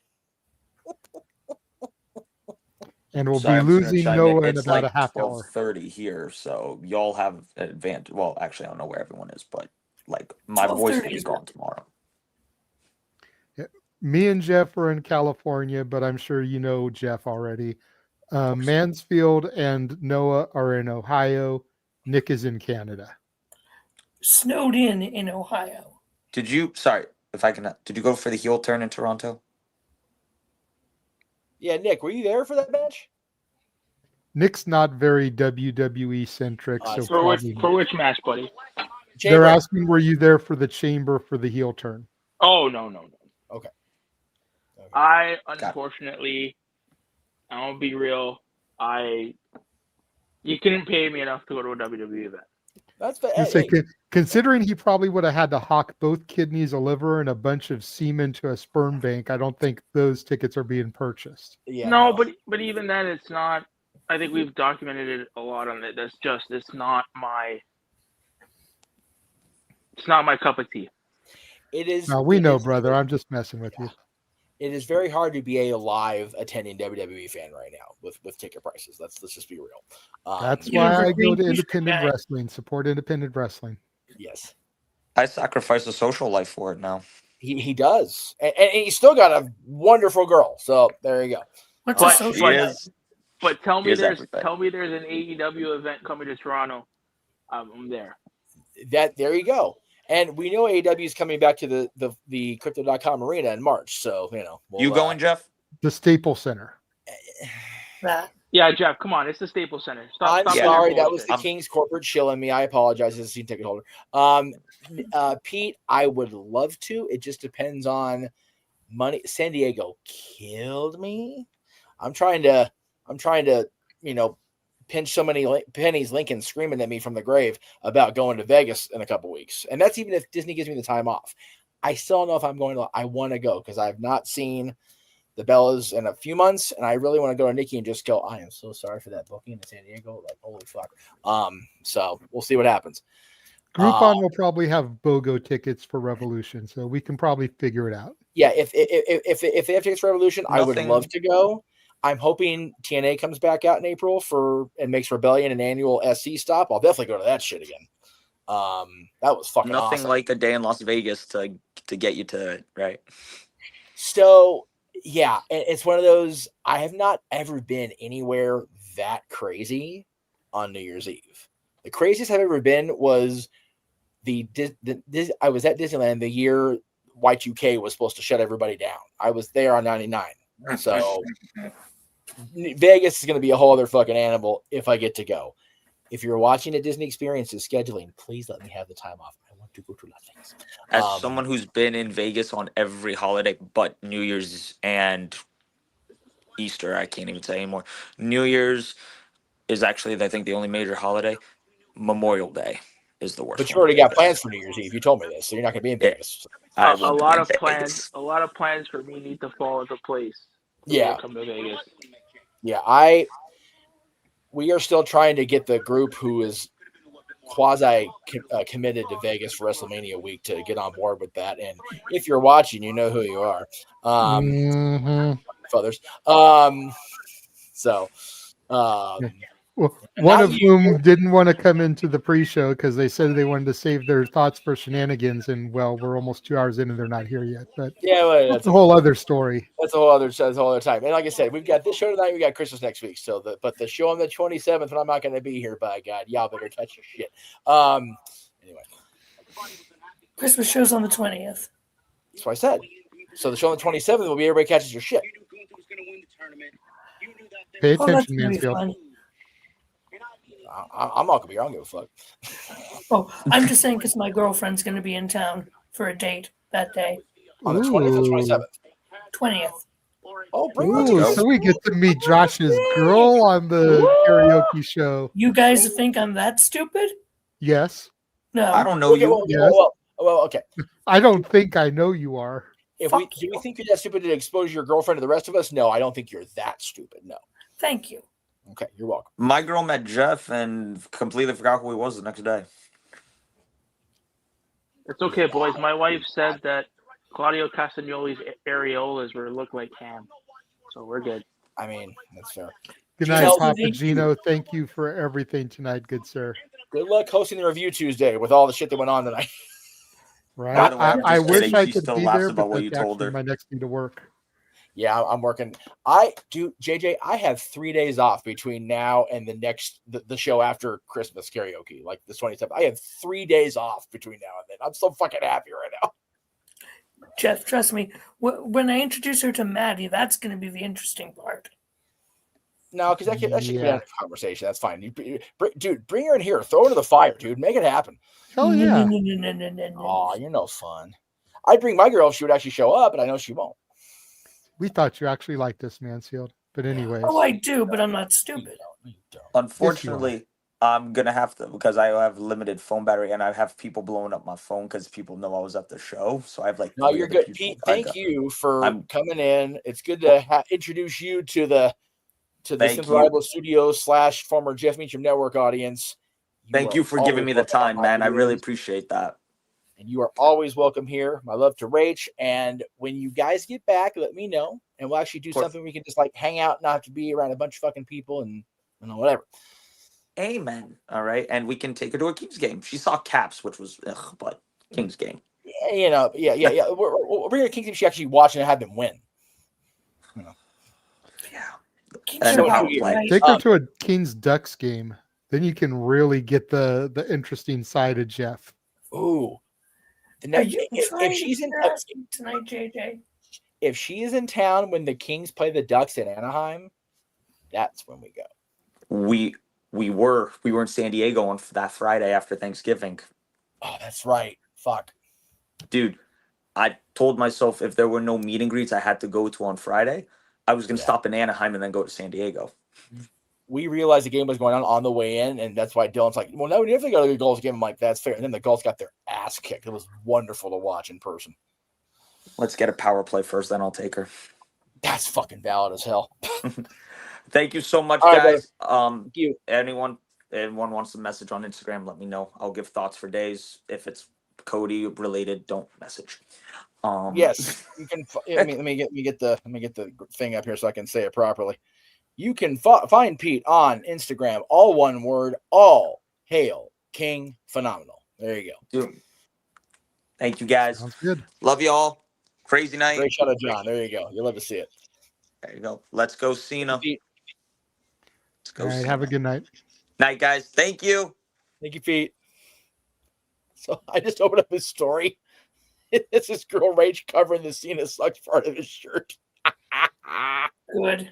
She's and now great. there are 5. They're both Hi. great. I'm so glad I get to see Pete and meet Rachel in San Diego. We met, like I said, I met her in line for Chelsea and Maxine, depending on which time of the morning we were at. But yeah, good stuff. Good people. Good people. Good hockey fan. Good Kings fan. And a wrestling fan. You love to see those. All right. Well, we've been going for almost 2 hours without a break. Jesus. So we are going to run a little video promo for commercial break here. Okay.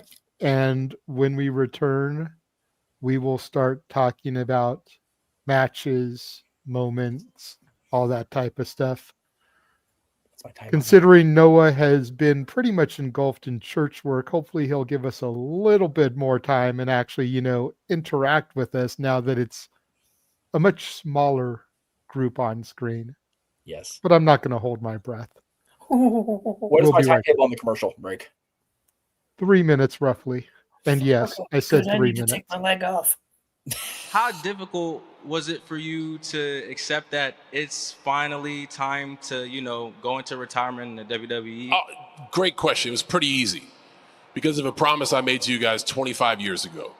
When I started getting some steam in this business, I promised the audience that when I was a step slower, it was time to step away. It's not that I don't have passion. I wish I could do this for infinity. But young performers are fantastic, and given the speed and the ability that they have, I can feel I'm a step slower, and now for me is the perfect time to step away, regardless of how much I want to be there.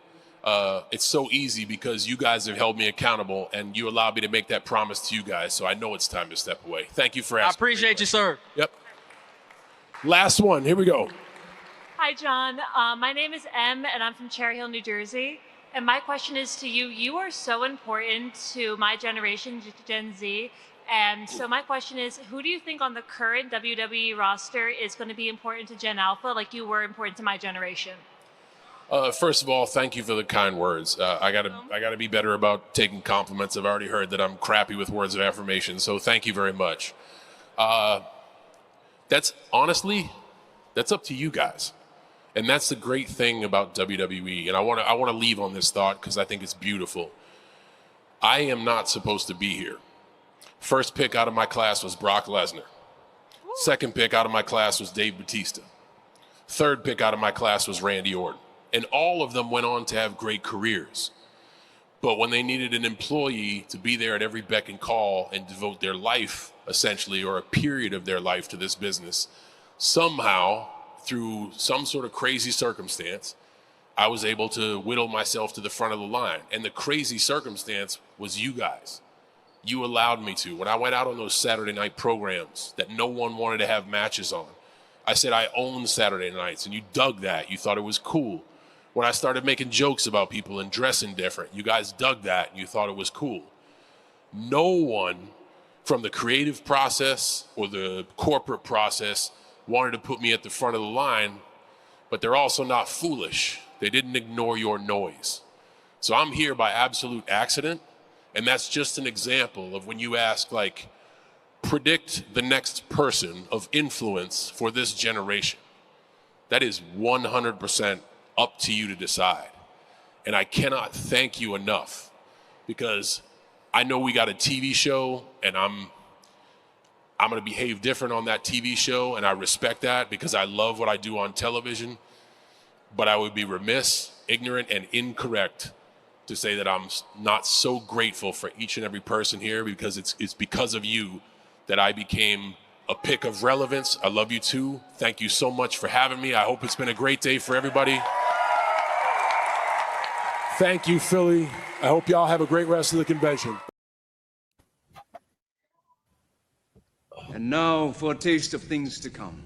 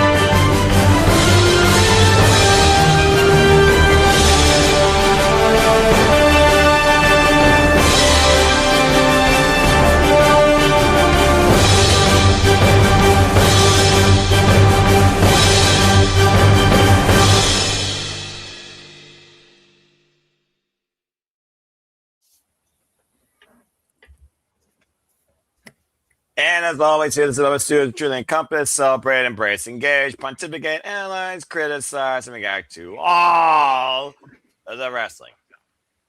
All the wrestling. Was that first graphic in that trailer advertising the show called Round Ball Rock in the NBA on NBC font? Yes. Fuck yes. I love that show already. I know who's on. I don't give a shit. That's my favorite show so far. It's a Jersey Championship Wrestling show, which is a sister promotion to GCW. Oh, so it's Jersey, not Juggalo, promoted by Vince No. Russo. Okay. No, there's two different JCWs. Yeah, There's yes. Jersey Championship Wrestling and there's Juggalo Championship. Okay. Well, Vince Russo is a Juggalo, that's for sure. I love that somebody put it Round Ball Rock as the name of the show with the NBA and NBC font. I am here for that shit. If you know what Round Ball Rock is, I know you don't. I bet you, you young mucker father. Do your homework, bro. Oh, fuck off of that Vince Russo. No, not bullshit. fuck off of that bullshit. That Round Ball Rock, everybody needs to know that shit. Never heard of it. God damn it. You know what? We're copyright pinged anyway. Fuck it. Hang on. Actually, I don't think we are yet. So Well, but you've got videos that you're going to put up, like you said. I've got one that I know is going to get pinged because it is flat out WWE owned. So, well, we'll see how deep we go. If we need to run others, then maybe we will. But if we don't need to run others, then maybe we won't. right. Hopefully not. But if we do end up airing clips that get copyright pinged, I want to air the theme we were just talking about. But continue on. You're the host. I'm just being an asshole. I'm used to it. You're also drunk, so you know. Actually, I'm not drinking anymore. I came in and dropped the glass. I didn't break the glass. I just dropped the glass. So the tequila's everywhere. So I'm good. I'm going to stop now. Okay, so you've cut yourself off. I have cut myself off. It is foul. and ginger ale away. So anyway. All right. So now we've discussed and talked about what Cena means to everyone. We want to go around the room and talk about favorite matches, moments, movies that he's been in. The whole nine here. Let's try to get into it. I'd rather not go super long tonight, especially since we're probably going to lose somebody within the next half hour. But no, not you, somebody that we actually care about. Noah. I was pointing to Noah and me, you jerk off. If I didn't give you shit, would I be me, Josh? No, jumping Jehoshaphat Williams. What was that first word you said before? Jack off? Jumping Jehoshaphat. No, not right now, but before that. I heard jerk off. Yeah. Okay, because it sounded like it blipped to me. I was off screen. I was looking up something else I wanted to post. So, okay, carry on. It's like, so he's over here body shaming me, calling me fat, Gotta love it. The guy who we went to commercial break saying he needs to take his leg off is calling me fat. I will beat you with rude. motherfucker. I will reopen the drinking process. Dude, you only have one leg to stand on. Get out of here. No, this is my old one. I have the new one, so. But you just took one off, so unless you put the other one on, you only have one leg to stand on. My other one's right over there next to you, motherfucker. Over there. He can wait. I love Jeff's reaction over here. It's gonna cut doesn't mean I'm not still drunk. Nick, this is your first time probably seeing me do all this fun stuff. Welcome to my fun. Buddy, I don't know how you do it. Oh, okay. So she decided to come in after all. Lovely. Okay. So joining the festivities here, we are going to, in prototype fashion, rewind just a little bit. All right. Making a debut here on the Shenanigans. A friend that was made in the spaces. Unfortunately, James is not here, but Nick may know her. We're going to bring Zenta. No! Hey. Hi, everybody. Hello, Hello. Zenta. Hi, guys. I'm in How a are better you mood. doing? Well, after an hour of crying later, I'm here. Join the room. Nothing's So sadder than a bunch of almost 50-year-old men crying about a professional wrestler's retirement. yeah. 28. Right. So I was watching it with my mom because we got dinner somewhere, and I was like, "Hey mom, did you know? Hey mom, so it starts at 6." And she's like, "I thought it started at 8." And I'm like, "No, they're probably gonna show a bunch of emotional stuff at 6, so we're gonna prepare ourselves before the original match happens." Everything tonight was great. All the matches. That ending was very I kind of figured Gunther was going to beat him. I just did not expect that to be the way that it was going to happen. But Twitter's mad, so I guess we won. I mean, Right. this is just I made a quote to a tweet that I saw, and I'm just like, man, nobody experienced Undertaker and Brock at Mania? Like, Seriously. did nobody experience that? I watched a video of it.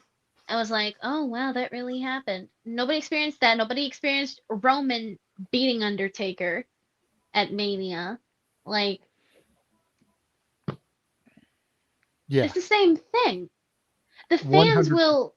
fans will move on from this probably in like a month or so. Not move on like forget John Cena, but move on from this, and it's going to go a different way. I did not like tonight's result. I think it could have been a bit different. I honestly think Cena should have just faded and not tapped out. But now Gunther is the biggest heel, and he's probably going to retire Brock Lesnar next. So, If not AJ Styles. yeah, no, I think AJ would have a better retirement match with someone else. I don't know. Probably, but considering the way they're starting to build Gunther, I wouldn't be surprised to see him retire AJ, Randy, Brock, like everybody that's on their way out just ends at Gunther. I mean, we have Rumble coming up next, so I don't know how Twitter will react to Rumble. I think everyone knows who might win women's, but I'll be honest, I could care less who wins the men's Royal Rumble this year. I have a feeling everybody's saying online Roman Reigns. I'm like, come on, probably not. I don't know. But yeah, 2026 is going to be a year. I don't. Most definitely. Since you're here, what did John Cena mean to you? So I started watching. I was like a baby when I first started wrestling, but I didn't remember most of what I saw back then. But when I first started fully watching wrestling, it was him and AJ's rivalry, which at first I was like, oh wow, this is kind of neat. You know, I don't know much about AJ Styles, but hey, this is kind of cool. I'm gonna watch this now. And it was fine. My first pay-per-view was Money in the Bank 2016, which I'm not gonna talk about it, but I kind of back then I made fun of my mom who loved Cena.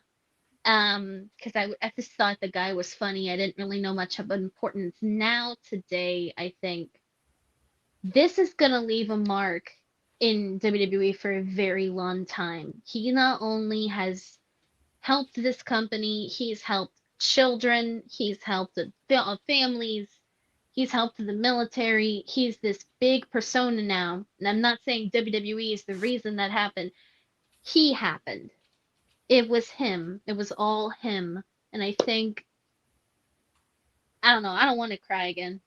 But I will miss him because that was like a pure part of happiness. It was him and the character John Cena and the person John Cena. But yeah, I'm getting all sappy when I think about him leaving.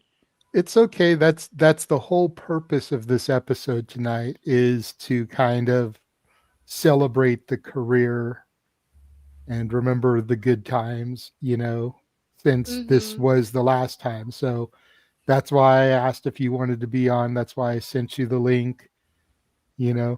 Well, full disclosure, she messages me back and she's like, maybe next week. I'm like, That's going to be karaoke. Not a good opportunity. I didn't remember. No, I it's was like, all good. It's like wait. that's the Oh. one show where we completely make asses of ourselves because 95% of us can't sing worth a damn.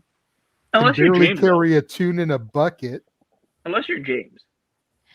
James has a decent voice. Josh over here pointing to himself has got a decent voice. Noah, who likes to no-sell everything, actually has a decent voice. And the rest of us sound like a bunch of hens and roosters crowing and shit.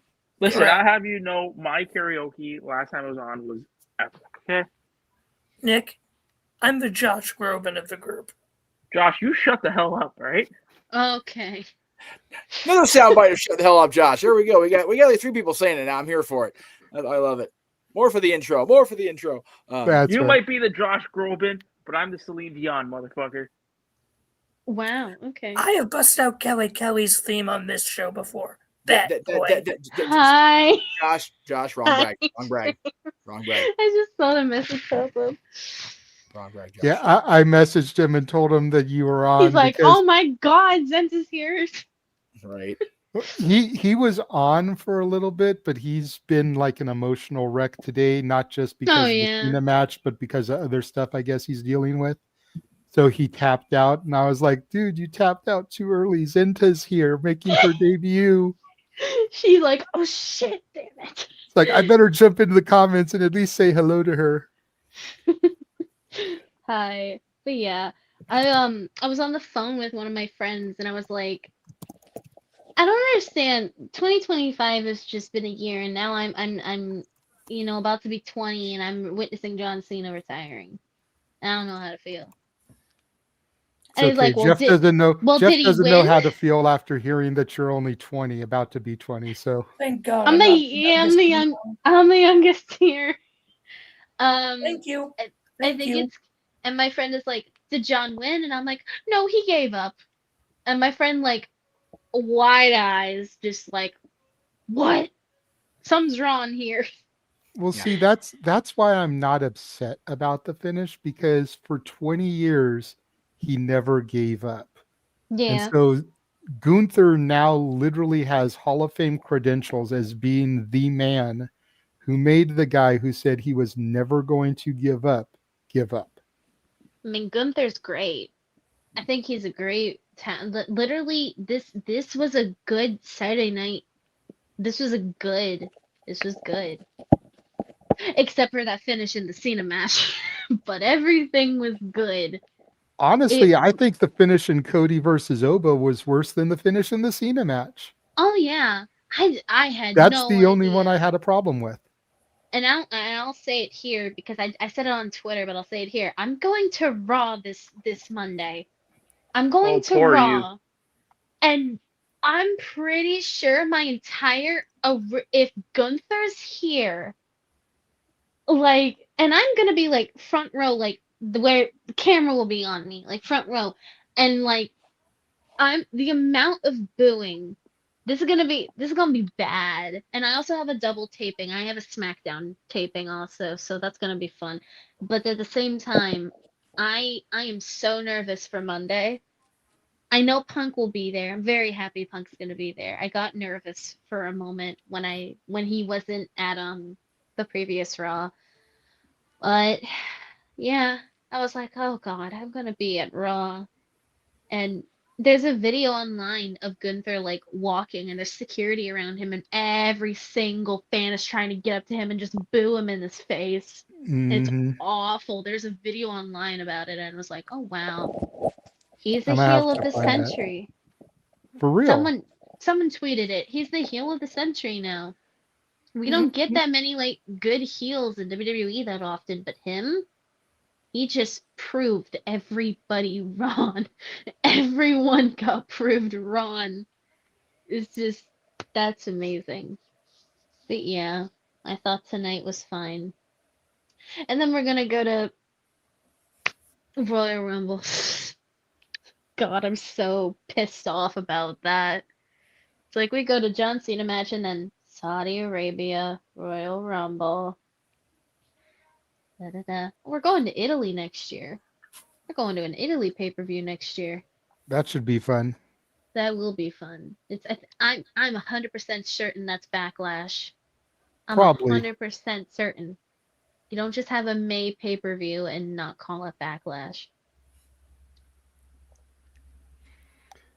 So right when we joined, we were about to start going around the room and we were going to talk about favorite Cena matches, moments, movies that he was in, whatever. So why don't you go ahead and lead the charge here and just try to list off like one of each, maybe two. If everyone sits here, and we got historian guy here sitting next to me, starts listing off every freaking Cena match, we're going to be here until next Saturday karaoke. And some of us have to work between now and then, so just try to list off one or two of your favorite Cena matches, moments. If you've seen some of his movies, any favorite movies that he's done. So my favorite Cena match is obviously him and Punk. I think that whole match, that storytelling, the rivalry that they had, I think, and I didn't watch wrestling at that time. I had to obviously go on YouTube and be like, so why is this Cena match so good? So Okay, then I so you're watched talking it. about Money in the Bank 2011? Yeah, I talked Okay. Money in the Bank 2011. I was like, I had to think, like, why is the Cena match so important? Now I know why it was so important. It's great. I loved it. He didn't even like the thing with Cena's character at that time. He didn't even like look at the crowd. He just held up the title and was like, I'm just gonna pretend the crowd's not here, so I'm just gonna hold up the title and then we're gonna fight. And yeah, that match was great. I could say there's a lot of other Cena matches I think that were also good at the time. Him and Randy were also those are good matches. But yeah, and I will say this, all the matches he had during this year, Becky Lynch said in a video, like, I'm pretty sure he's got a few more years. So yeah, I agree with her. Because those were good matches. It's just crazy that yeah. But and movie, I don't think I've ever watched a Cena movie, and I know that's crazy. I don't think I've ever watched a movie with Cena in it. I don't know. I remember watching a movie that he voiced in. Was he a bull? Yeah, that movie. Ferdinand. That was I saw that in theaters. I was like, I'm pretty sure I saw that. I don't remember, but that was a good movie. Don't know. I thought it was fine. I still have never seen that one, but I own a copy of it, still sealed in plastic, that I bought at Dollar Tree. And it has a Spanish cover on it. So Ferdinand is called Ole. Oh, that's cool. But and I've actually found a few movies like that there. So like whenever I found a movie at Dollar Tree that was like a foreign language cover, I bought it just to keep it sealed in plastic because I thought that was so cool to add to my library. It's like a talking point, you know what I mean? So I have a copy of Ferdinand sealed in plastic. It's a Blu-ray and it says Ole instead of Ferdinand. But I think that's really my favorites. Since you know he's retired, I will probably go back and watch more favorite moments. Okay. But those were definitely good. My favorites from him. I don't know. When you're a 2016 fan, you don't have that many options because back in the day everything was so peak. So it's like, oh, here we are today. We've got all these new guys coming in, which are great superstars, by the way. And I gotta everyone's like, I'm like, John Cena wrestled Triple H. Yeah, right. John Cena wrestled Triple H. Hey, Cena AJ in 2016, those were bangers. Yeah, they were. They were good. I wasn't able to buy SummerSlam. I was like, oh shit, they're gonna fight during SummerSlam, and I'm gonna miss that completely. Yeah, and he and AJ at the Rumble for the title was way better than it should have been. So I bought that pay-per-view. I screamed when Cena won. I was like, yes. Yes. Yeah. That's good stuff. Okay, so before I move on to Nick, I'm gonna hit you with the hard-hitting question now. Oh no. You ready for this? I'm scared. Everybody's gonna hear the hard-hitting question, so they've got time to think about it. You're being put on the spot. McDonald's or Burger King? Are we Basic serious? thugonomics or my time is now? Oh no, no. They're both really good. Yup. Oh no. My time is now. My time is now. My time is I was now. gonna say your playlist. You're making a CD, and there's only room for one song left. Which one is going on there? My time is now. Okay. AJ Lee's theme song is on my Spotify playlist. There you go. Cena's is on mine. Cena's is also on mine. It's like, come on. They weren't on my Spotify. WWE wasn't on my Spotify Wrapped this year. So honestly, they're all over mine. They were. Hey, WWE and Def Rebel were both on my Spotify Wrapped this year. That's tremendous. Oh, screw Jeff Rebel. I freaking hate him. Oh no. I think the You're only officially in reason my good graces. Goodbye, good night, bang. I know. I think the only reason Def Rebel showed up in my Spotify Wrapped was because earlier in the year, Walter and I did a top 10 Def Rebel themes show.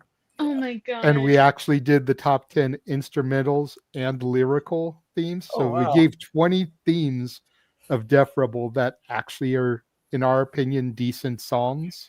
I mean, So that's there was- probably why Def they Rebel showed has up in created my some good Wrapped theme is songs, because though, of like, doing that. recently. Oh no. But yeah, that's my time is now is it was on a platinum selling rap album, by God.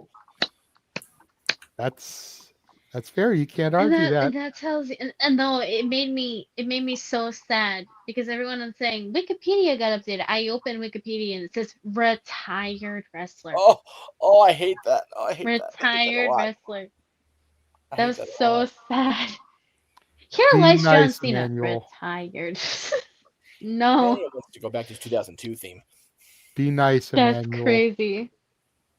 Freaking hometown colors, John Cena. That theme. Right? Freaking I was- WWE Library theme 106.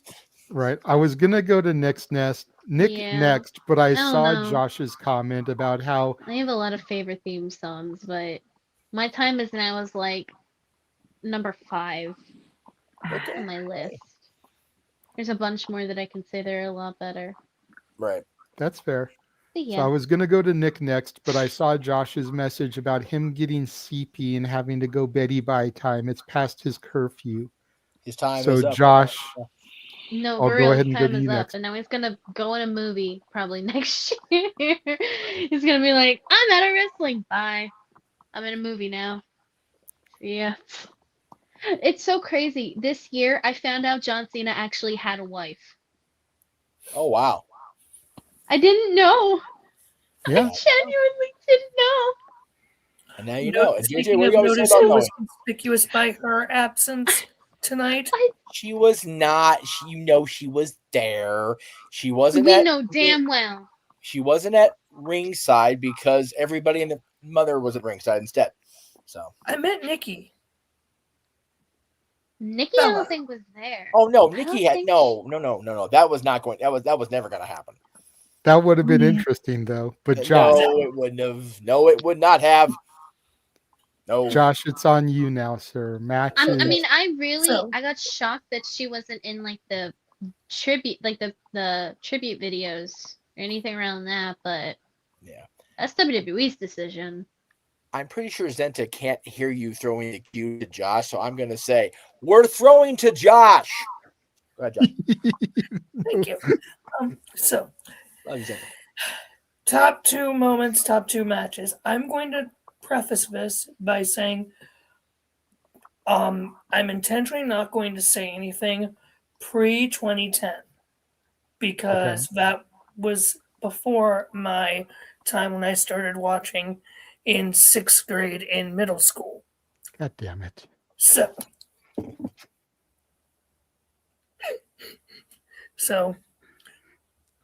Cena, Triple H, Cena, HBK, etc. Those ones are out for Okay.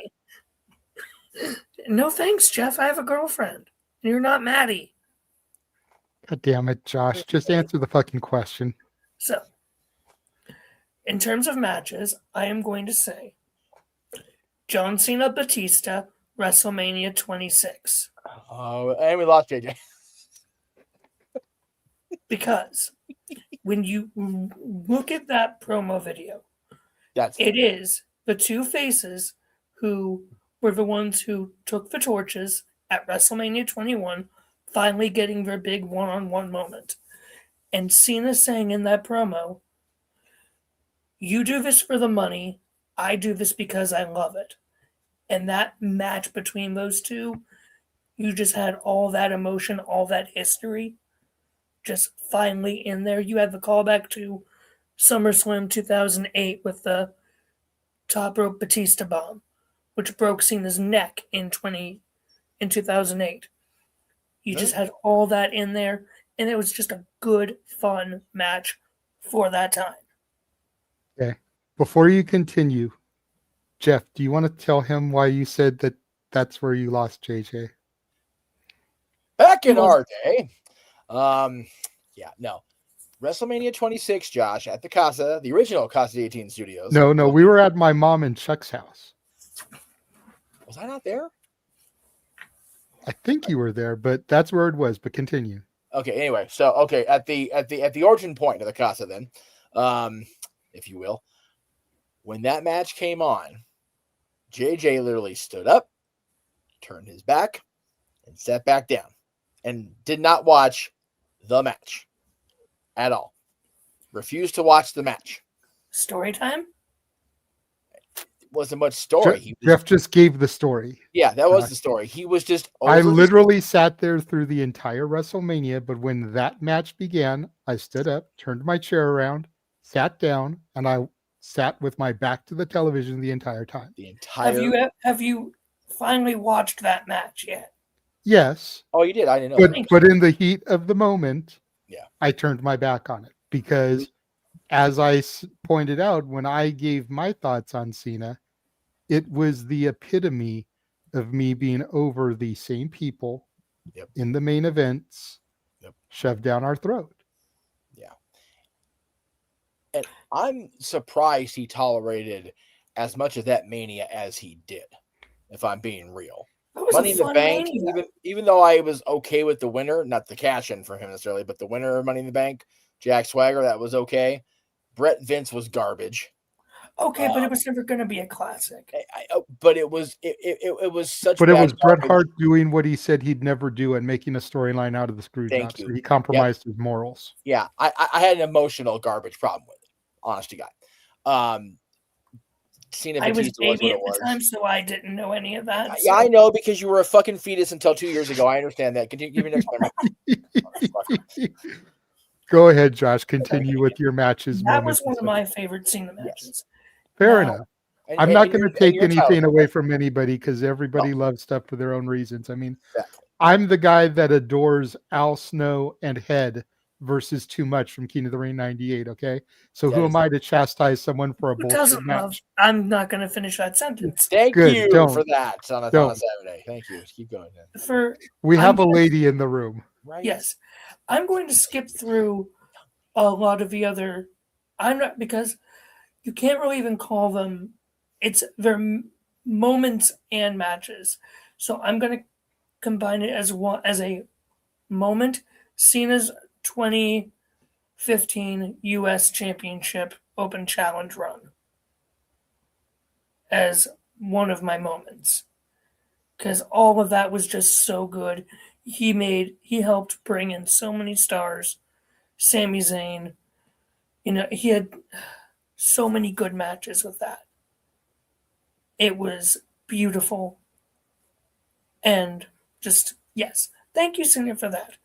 My other moment, I'm going to backtrack again to 2010.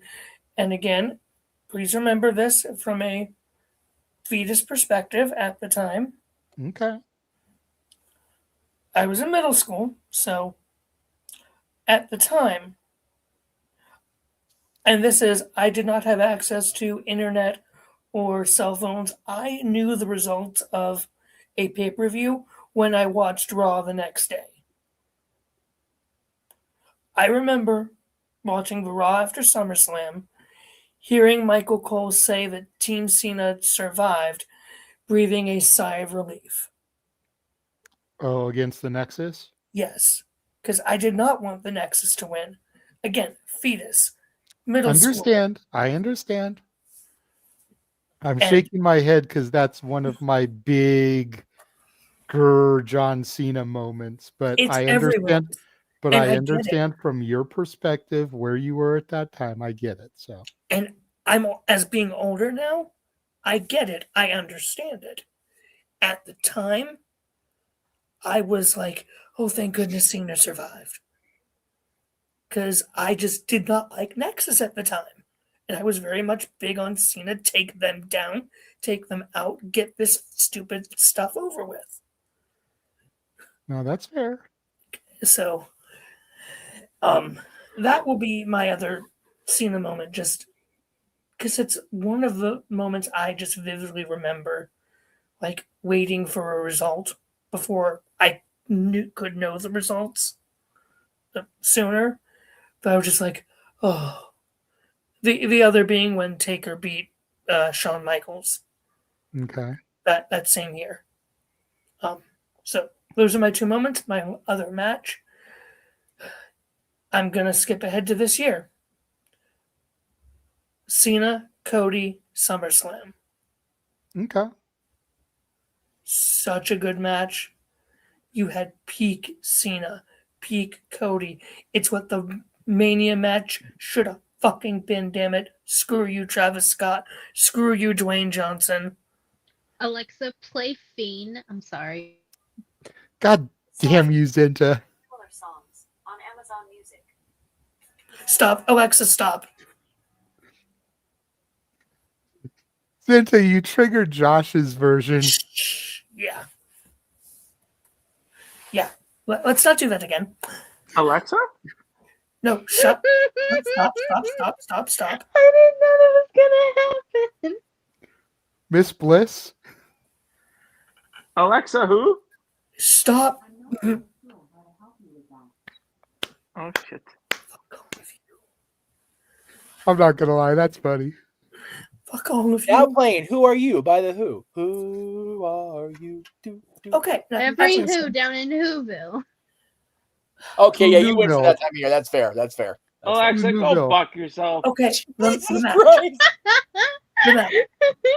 Now playing All I Want for Christmas Is Continue, You. Josh, please. So, Cena Cody this year, watching it live, seeing Cena as we know and love him to be after the, them having to figure out what to do with heel Cena after Rock, decided to say fuck you to everyone with all that nonsense. And basically it was, they had to figure out how to do a Cena heel turn and keep it going when The Rock just decided to, skip out on Mania and, basically get revenge for the year before. Let's be honest. That's exactly what this was. Rock getting In revenge. your opinion, we don't know that for sure. Let's Yeah, keep an open it's my mind here. opinion. It's my opinion, yes. But that Cena Cody match, it was just it was a passing of the torch moment. And Agreed. I am going to, before I head off, I'm going to transition a bit into Cody a bit. Earlier tonight, after the show was done, I did watch the WWE post show. Yes, I know I'm supposed to watch errands. I'm a naughty boy. We know. That's right.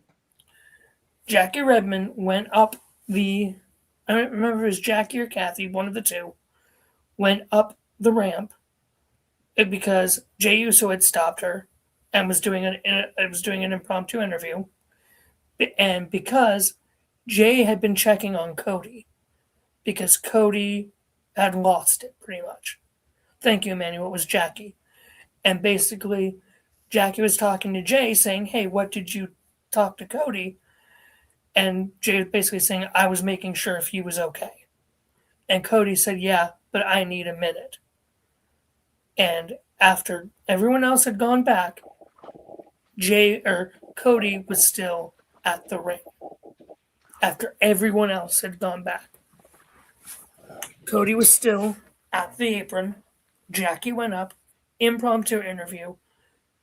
And that's when I broke down. Yeah. Was when Cody talked. He's like, people say, oh, this person's the next Cena, this person's the next Taker, this person's the next Triple H. Cody's like, no. Those don't exist. But Cena made it so that way that this is a passing to the next generation, and that this generation is going to step up. And it was just seeing Cody get emotional, knowing what this probably means for him, because he's even though he's not the next Cena, he is the one who's put in that position now. He's the guy now. He's the guy. Because it's He's the guy. He's the guy now. Yeah, That's it. because it's not Roman. It's not Roman anymore. No. Thank goodness. Nope. But Well, I don't know, thank goodness, but it took Roman turning heel to Roman to be the guy, but he still wasn't around. So just hearing that, and then I will say the result tonight was the absolute right result. I've called it ever since we figured it was going to be Gunther. He needed to make Cena tap. It had to be, because as John Cena is old school, and old school mentality, as Triple H himself said on the post show when he was getting booed out of the post show, he even said, tradition is you go out on your back, you go out on your shield. John Cena lost tonight in this way because this is how John Cena wanted to lose. John Cena wanted to lose this match in this specific way. And this was not a Triple H call. And Triple H knows that people aren't going to like that. When they booed him when he came out onto the post show, bullshit. He's like, I'm disappointed you guys aren't louder. Damn. Good for Paul. Good for him, man. Yeah. Oh, love it when he I told my mom fights at him like that. It makes my day, for real. No, seriously, Jeff, you need to go. I would say go back and watch that post show. We will. I will. I always do. And everyone that came out said the exact same thing, that this was the right call. Miz said it. Punk said it. Cena losing was the right call. Gunther being the one to do it was the right call. You rarely see the superstars being that much fed up with a crowd for their thoughts on something before. But no, they are backing Cena to the hilt. So here's the deal.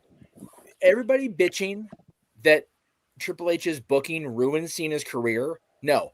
You muckerfellas that are booing that finish and viscerally F-bombing Triple H are what is ruining this night for y'all. You're ruining it for y'all. You're not ruining it for me. I loved it. I'm here for it. You said you needed to go. JJ, if I may have you share the screen, but you can like put us back to not having the screen on screen, just so I can play this for Josh and he'll hear what it is. I think you're going to know what it is. Just, okay, well, that works too.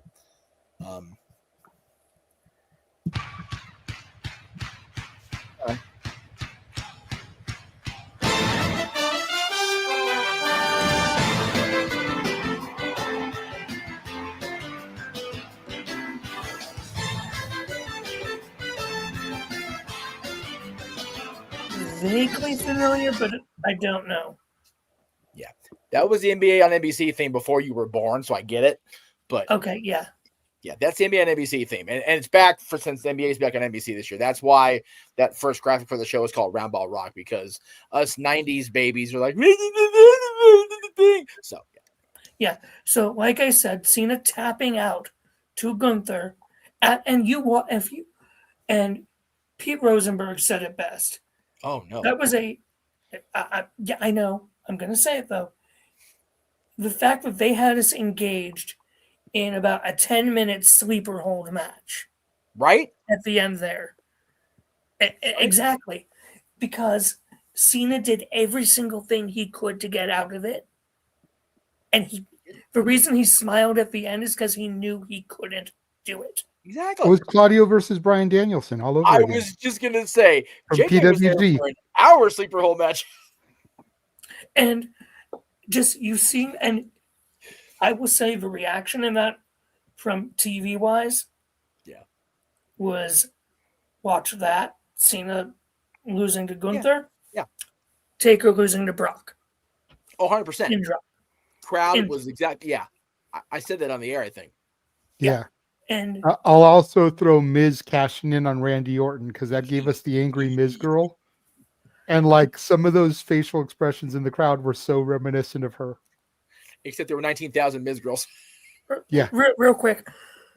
If I would have known you guys at that time, you would have had angry Josh because I got so pissed off that night that the neighbors in the next trailer over in the trailer park literally came to my window to tell me to shut up because I was so pissed. Oh, so the origins of Shut the Fuck Up, Josh.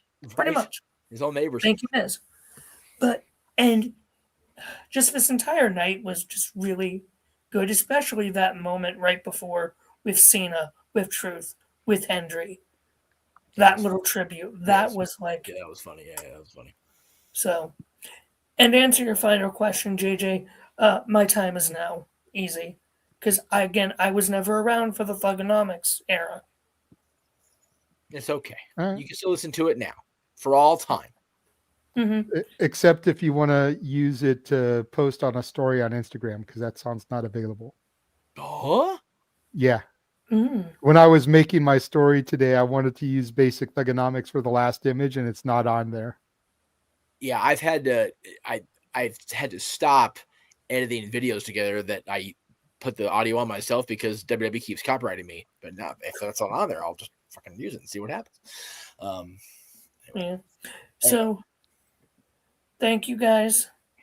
This was Therapeutic? like I said earlier, Cena was not my number one when I started watching. Undertaker was. Yeah. I was a SmackDown guy. Yeah. Through and through. I was a SmackDown guy.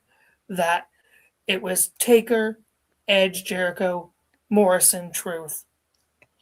Oh. Those guys. That era, 2010 SmackDown, was way better than 2010 Raw. Let's be real.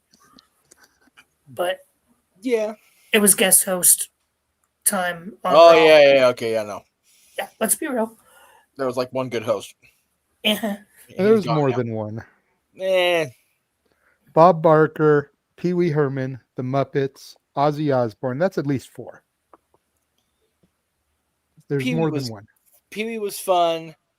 The Pee Wee Osbournes- had Lita come back, okay? Okay, that's fair. Okay. I love Pee Wee. You know I love Paul Rubin. But getting to see Cena's later career, and I was never an anti-Cena guy. Never was. I never got it. I never got the hate.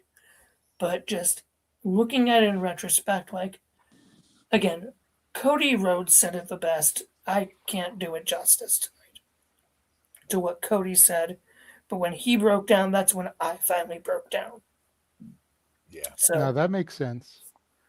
so The only thing I can say as far as the Cena hate, and again, I think it's the main reason why I started hating him so much, was because I had started to get into independent wrestling.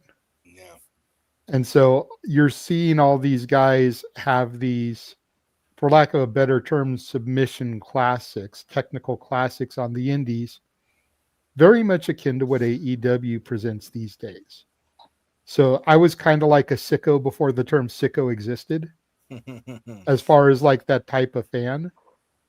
But when you get into that type of wrestling, and especially if you are actually wrestling yourself, like I was at the time, Cena's matches just didn't do it because, they're cookie cutter. It's 5 moves of doom. It's the finish. Maybe you'll get a vertical suplex. Maybe you'll get a DDT. Maybe you'll get a scoop slam. But it's Cena gets his ass beat for 10 minutes, hits the 5 moves of doom, gets the win, 1, 2, 3. Hogan. Yeah, Where's the sword? he was our generation's Hogan. Except so when you're studying technical wrestling, when you're watching people putting on technical grappling classics on the indies, when you're actually wrestling, in a public park where people can just stop and watch you because you don't have a ring or anything. No, the cops don't arrest you, but they actually stop to watch you to make sure you're not legitimately kicking the shit out of each other. And then they say, go ahead, as long as you're not really fighting. Yeah. John Cena's matches just were garbage in comparison. No Am offense. I playing a video game during this? Yes. I'm just being funny. Again, fair enough. And like I said, I came in. I mean, he did have some great matches. Again, the Mania matches, which I'm assuming this guy, to my whichever side we're going to say this is going to probably mention. But probably a couple of them. Just, it's an end of an era. Like, I'll be honest, I cried more for Taker's retirement. And again, this, you could tell this was Cena's call. Just with Cena and Triple H laughing in the ring when Triple H got up into the apron, everyone was chanting, "You fucked up" to Triple H. Because this was actually planned retirement. The Boneyard match, Taker did not plan that as his retirement match. He decided it after the fact. So it was going to be him and AJ in a ring, but when they had to go what they had to do, that's where that's where it pivoted, and it was a great pivot. Yeah. Yeah. And while Roman was supposed to be, even though it was not actually said, when Taker watched that back, it was like, yeah, no. Well, yeah. If you watch the Last Ride documentary, and you watch him in the show, watching that back, it's like, oof. Yeah, it's rough. And the match itself was rough. It's just having that match go the way it did for him, and then still doing the moment, felt like it was a fuck up. So, I think this went about as well as it could. Yeah. Yes. So anyway, this was Cena doing what he knew he needed to do. He gave up to give the torch to the next generation. Yep. That's exactly what it was. I am tired. It is 1:30 over here on the East Coast. Wow. I'm snowed in, so unfortunately no church tomorrow. But I am sleepy. Hey, you can tell the Lord what's up, right where you sitting.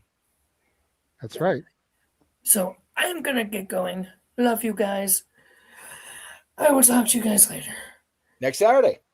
Yes. Yes. Hopefully, it depends what time the girlfriend leaves after our date. Pre-record. I'm doing that. So is Santa, apparently. Good night, Josh. Good night, Josh. No, not fuck the Belichick. I don't even care anymore. And then there were 4, but teleporting in to the command center via the Morphin Grid, our very own Pink Ranger is here. Hello, Datilla. Hey, I'm having an issue where I can't hear you guys. Can you guys hear me? We can hear you. Oh, okay, but I can't hear you guys now. Crap, I hate doing on my phone. Give me 1 second. I'm trying to sort this out. Okay. So while we Sorry. wait for Datilla to get situated, we'll go to you, Nick. As we did bypass over you so we could get Josh in so he could get out of here. Yes. Kenny Omega versus favorite moments, favorite matches, if you have any favorite movies. I know you're not a huge WWE guy, but I'm sure you've seen a few Cena matches in your lifetime. So the only one I can remember, because I have a memory of a goldfish,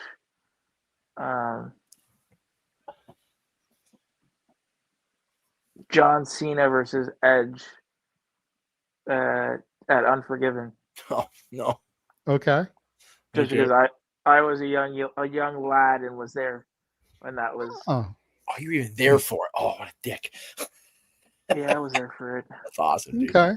That's cool. I don't remember like how it went. Yeah. I just remember I know I was there. Yeah.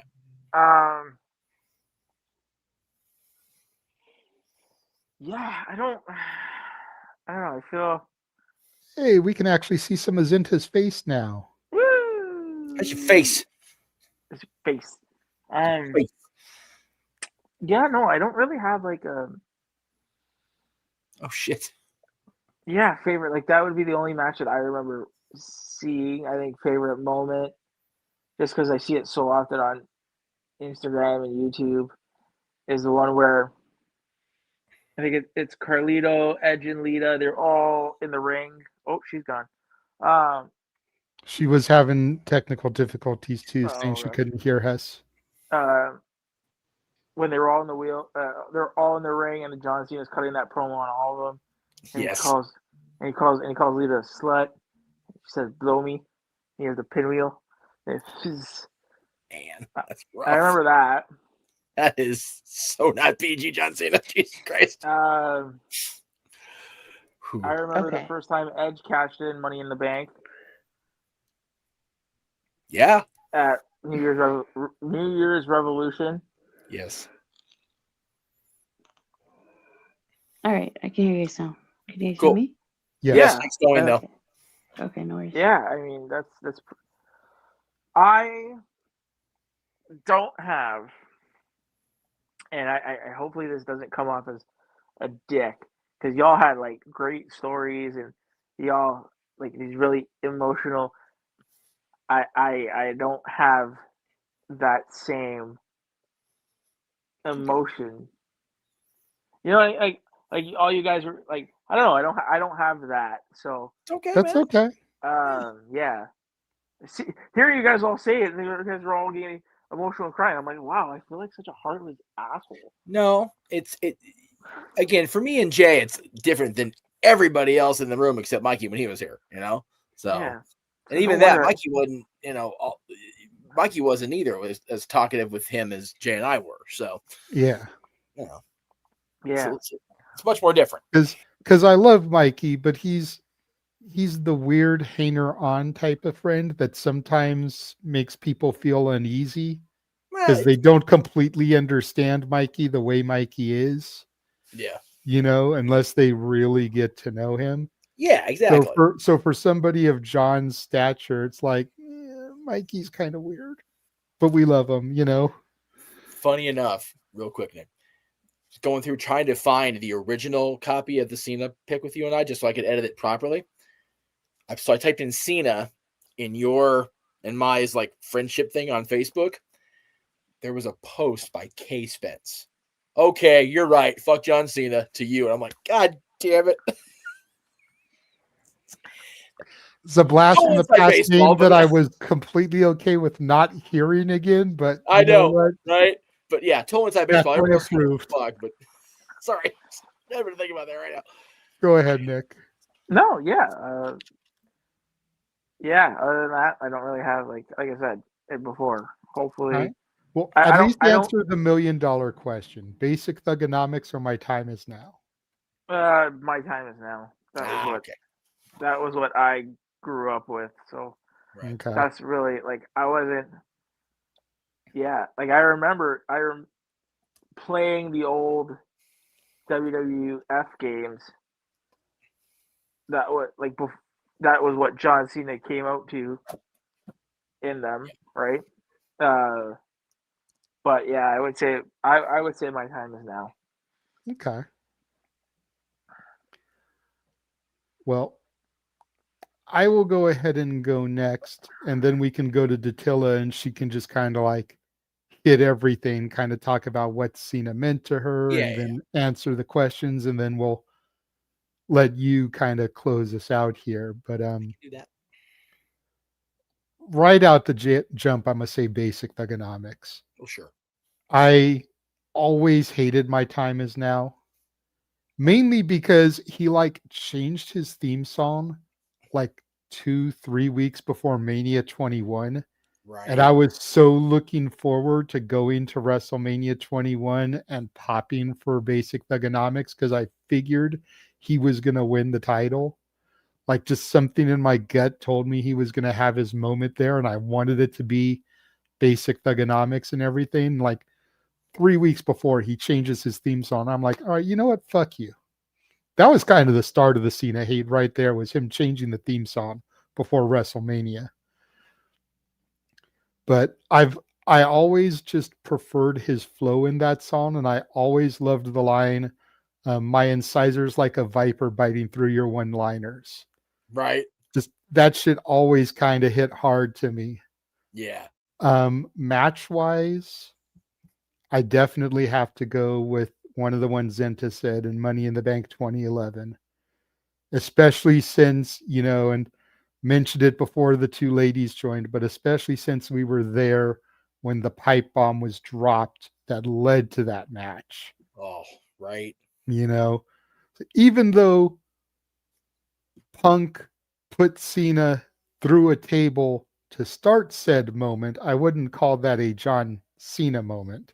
That's definitely a Punk moment, but since we were there for that, and that led to arguably one of the greatest matches of his career. One of the only 5-star ones for sure. That definitely has to be on there as far as match for me. Yeah. I got to go with his 2 matches against HBK also. The Mania one and then the Raw one in London that went for an hour. Absolutely. Just at a time when John Cena had got to a point where he was just kind of coasting in matches. Yeah. Shawn Michaels said, nah, bitch, if I'm putting you over, you're going to have a fucking classic. Yep. And he pulled one out of Cena twice. One for an hour. Right.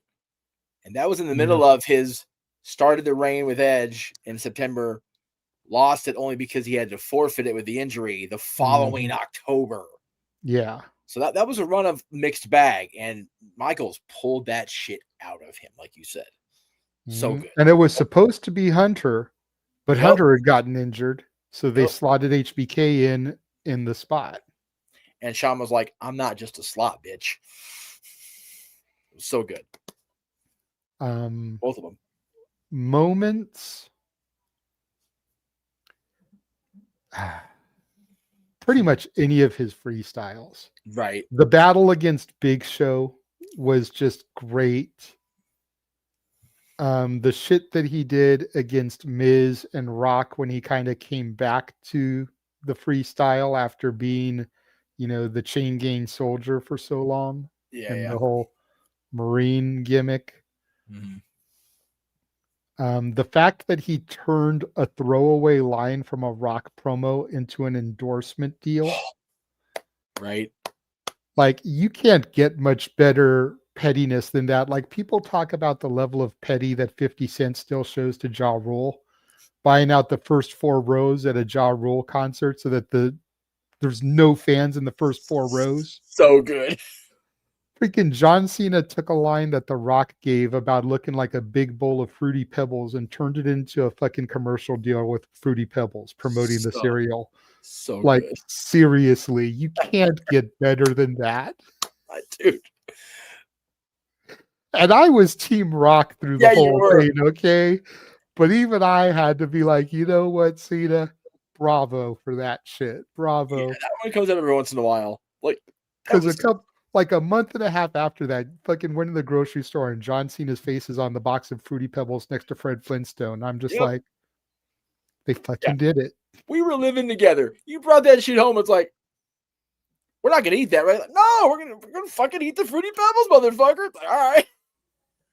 Whatever. I was living with a drunk Jeff. Had to have something to sober his ass up. Yeah, but that was just pure diabetes in a cereal bowl, to be fair.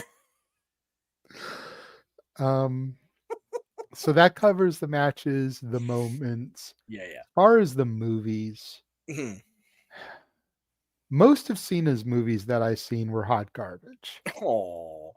I'm not as big of a Cena hater as I once was, but let's be facts.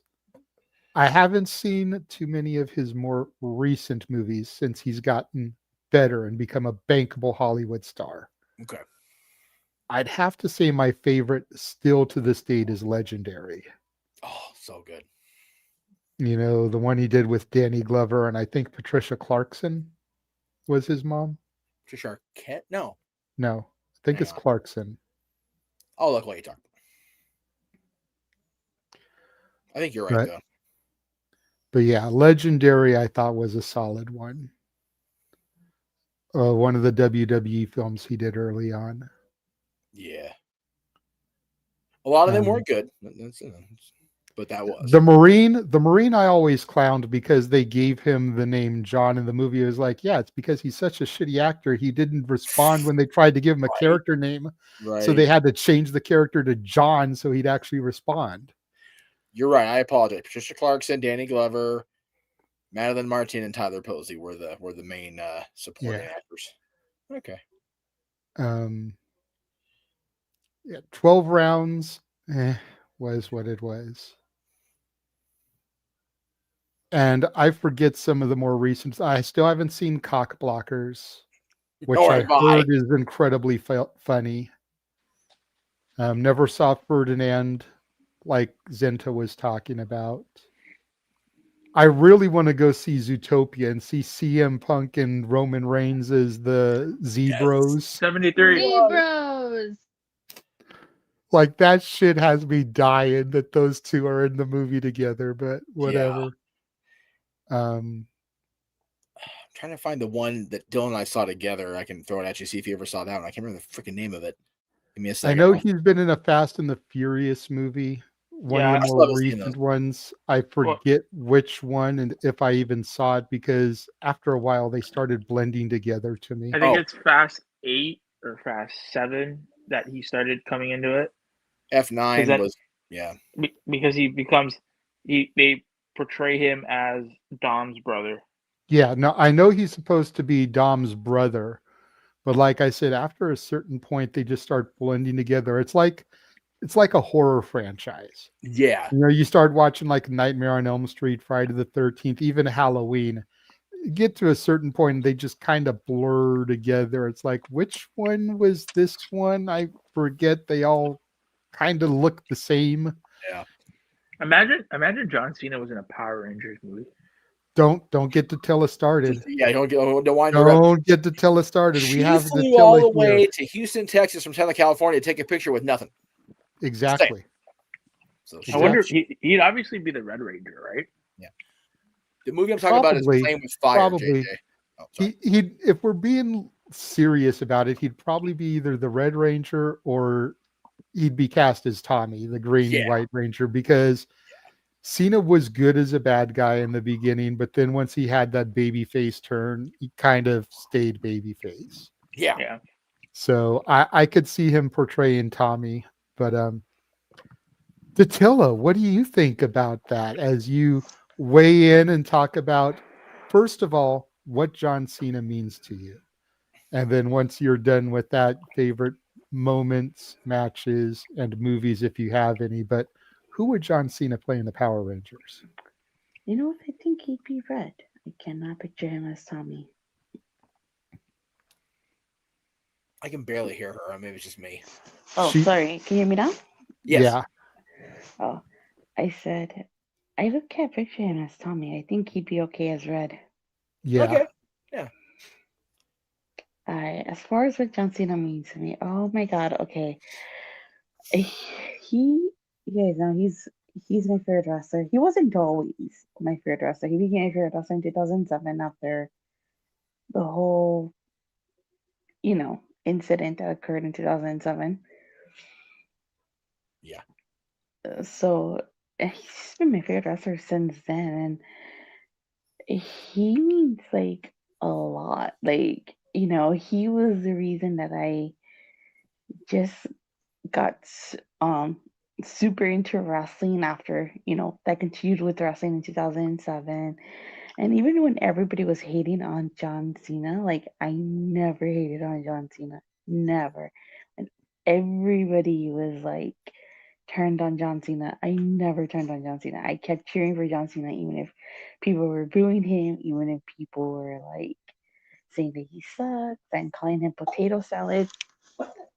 Potato salad. Yeah. That's one I never heard.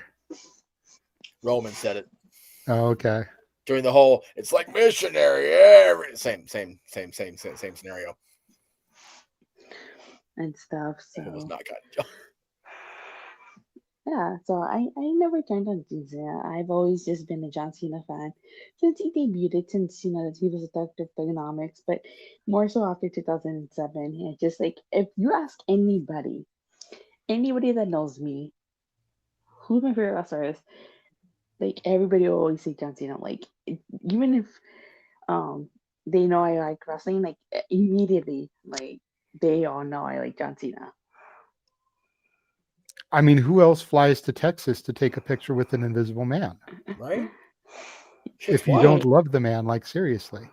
Hey, if I was able to afford a ticket to the show, my ass would have been in DC right now. I remember, and that's why I told Pete and Rach, like, if I didn't have to work yesterday or tomorrow, I'd have been there with you. So that's what you need to do with our picture with him, is completely remove him from the photo.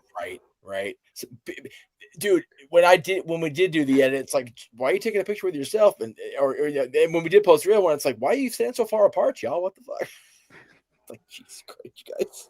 Because it was Vegas weather and we're two big men. We were sweaty. It's fucking hotter than dog shit. It's fucking the end of June in Las Vegas, but we digress.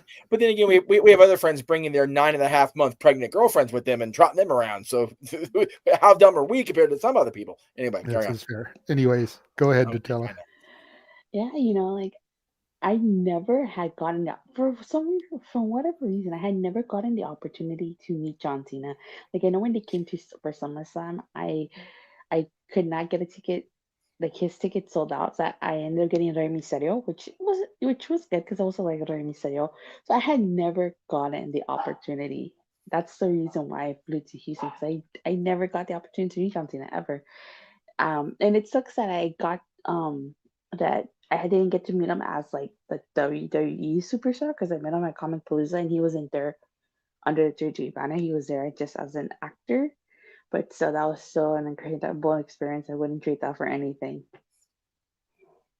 There you go. And would I do it? Would I fly to Houston again? Of course I would fly to Houston again.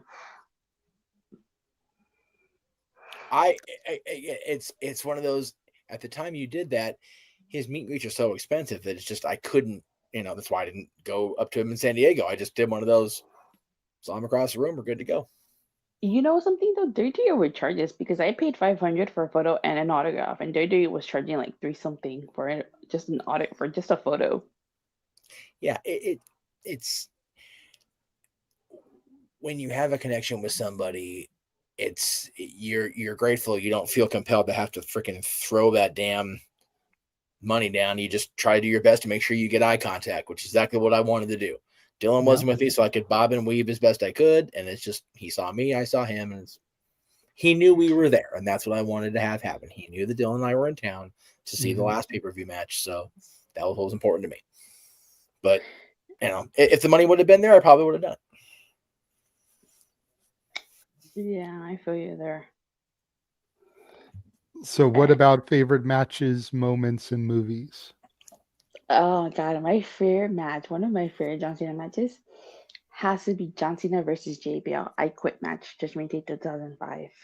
Okay. And then I obviously also like AJ Styles versus John Cena SummerSlam 2016. Okay.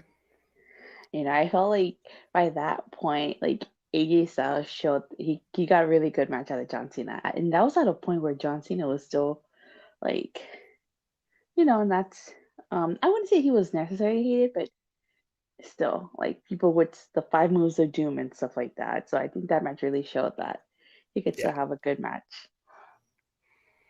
This is a match that we never thought that we would get because it was the face of TNA and the face of WWE for a time. Right. Yeah, Mr. TNA. During the same eras, like they were the respective faces during the same time frame. Yeah, they were. No one wasn't watching TNA at the time, and I knew what yourselves was. That's good. Yeah. Okay, what about moments, promos, type of thing? Like, I didn't even touch on the fact that I was there for his first championship win because I was at Mania 21. Lucky. I've always wanted to be at Mania 21, but I was 12, so I couldn't go. But favorite moments? Let me see. Houston. Yeah, well, obviously Houston, Texas. When I got to meet John Cena, he was so nice. I told him I flew all the way from California, and he was like, "Oh wow, thank you." Yeah. No. Yeah. So many good John Cena moments. Let me see. I'm trying to think. Oh my god, I have to come back to you on this one. I like a lot of John Cena moments. We'll just try to narrow it down to one or two. I know it may be hard, but we don't want to be on the air until next Saturday and karaoke night. So No, I know. It's gonna be hard enough doing that show. One of my favorite moments, well, not necessarily fully about John Cena. I really like how, like, at the end of the Eddie Guerrero tribute show, he put the Eddie shirt on the ring and then put the title right next to it. I thought that was such a sweet gesture. there you go. Yeah. People forget about that. Yeah, that was one of my favorite moments. I thought that showed that he was a really sweet moment. And then I also like a moment that I don't know if you guys have seen it like floating around, but I like the moment where it was supposed to be Cena's in the ring and then Edge, what's his name? Johnny Nitro is they're out the outside of the ring. And Edge is talking about how he's like a civil rights activist, and just Cena's reaction to that, he's like, so, and that was hilarious. Okay, pulling a deep cut there. Yeah, right. Love it. What about movies? Favorite Cena movies? I like cock blockers. Okay. I like them in Trainwreck. Oh, Trainwreck. That was the Amy Schumer one. Amy Schumer, yeah. Oh my god. See that one. I do not need to see that one again ever. It was more of John I never needed to see. Thank you very damn much. Nope. Correct me if I'm wrong, because I almost said this one, but I didn't want to say it and then be like, he wasn't in that. Wasn't he in one of the Daddy's Home movies with Will Ferrell and Mark Wahlberg? Yeah, he's in the second one for sure. I'm not sure about the first one. I think he shows up at the tail end of the first one, kind of like to set up the sequel. I think he's in the sequel. Okay, that makes sense. Yeah. I haven't seen one of those, so I'm not sure. I never saw the sequel. I saw the first one. I've never seen either. The first one was really good, watching Will Ferrell and Mark Wahlberg play off each other. I wanted to see the second one because of Cena, but I just never got to it. Verbatim on Wiki. Daddy's Home as Roger, cameo. So there you go. Yeah. And then he's in the second one, right? Right. Yeah. Okay. The cameo sets up. You said it exactly the way you needed to say it. Okay, perfect. I thought so, but I wasn't 100%. So same. Okay. Continue, Coachella. My bad. I didn't mean to step on you. No, it's okay. A little off topic. Mark Wahlberg and Will Ferrell have some great chemistry. I may have never seen Daddy's Home, but I saw the other guys. That shit is hilarious. Yeah. All right. One of the other guys has The Rock, who dies in like the first 5 minutes of the movie. So right. Yeah. So both movies that have Will Ferrell and Mark Wahlberg have wrestler connections. So Will Ferrell's not all bad. Hey, he's a Kings fan too. That's exactly why I've gotten off his fucking case. And Elf, which you Elf is- saw Elf like is- in its entirety in clips and out of sequence the first time, and then you went back and actually watched the fucking movie. Yes, and I adore Elf. He's wonderful in that, and the whole movie's wonderful. But again, continue to tell her. We keep getting off track here. Yeah, we're trying. No, it's okay. So Trainwreck, Cock Blockers. Let me see. Yeah, Trainer Cockbuckers. I did watch Submarine. I did like it when it first came out, but I'm like looking back, I'm like, I only liked it because of John Cena, Yeah. I liked him in Suicide Squad. Yeah. See, I still never saw the Suicide Squad that he was in. I saw the original, but I never saw the Suicide Squad. Yes. I saw both. It was, I mean, it was what it was. They were trying to reband it. So, well, if Zenta took off for the night, thank you for coming in, Zenta. We do appreciate you. yes, It may be getting late for her too. I'm not sure what time zone she's in. probably. Like I said, the background's gonna be a thing by the time we're all through, brother. Okay. It's all good. And then the $1 million question for you, Datella. Basic Thugonomics or My Time Is Now? Why not both? I like both. Gotta pick one. You're making a wrestling theme song CD. There's only room for one. You've only got enough space to fit one of the songs on there because you've got DX, you've got HBK, you've got whatever other theme songs One of are on there everybody. that you love. Stone Cold Steve Austin. You've only got room for one Cena theme. Basic Thugonomics or My Time Is Now? All right. Basic Thugonomics. There we go. Atta girl. Someone's finally on my side. Everyone has been saying My Time Is Now until I said Basic Thugonomics. Well, it's because those horns are iconic. Those They are. trumpets. He's getting sued over. This is gonna be hilarious coming from a white boy, but much like Cena, I grew up in like urban territory, so I have a love and respect for hip hop music. I always thought Cena's lyrics were better on Basic Thugonomics. Like his rhymes were just harder. Yeah, well, they are. Yeah. Because he had something to prove. He was that gritty kid making a name for himself, where by the time My Time Is Now, he's the established star. Right. He hadn't entered Super Cena territory yet, but Basic Thugonomics was the Red Sox. My Time Is Now is the Yankees. Yeah, that's valid. To make an analogy, Basic Thugonomics is that gritty kid, grimy, grinding, just trying to get anybody to take a notice of him. And My Time Is Now is 17 fucking championship reigns. You know what I mean? 17 rings. It's like you're a dynasty now.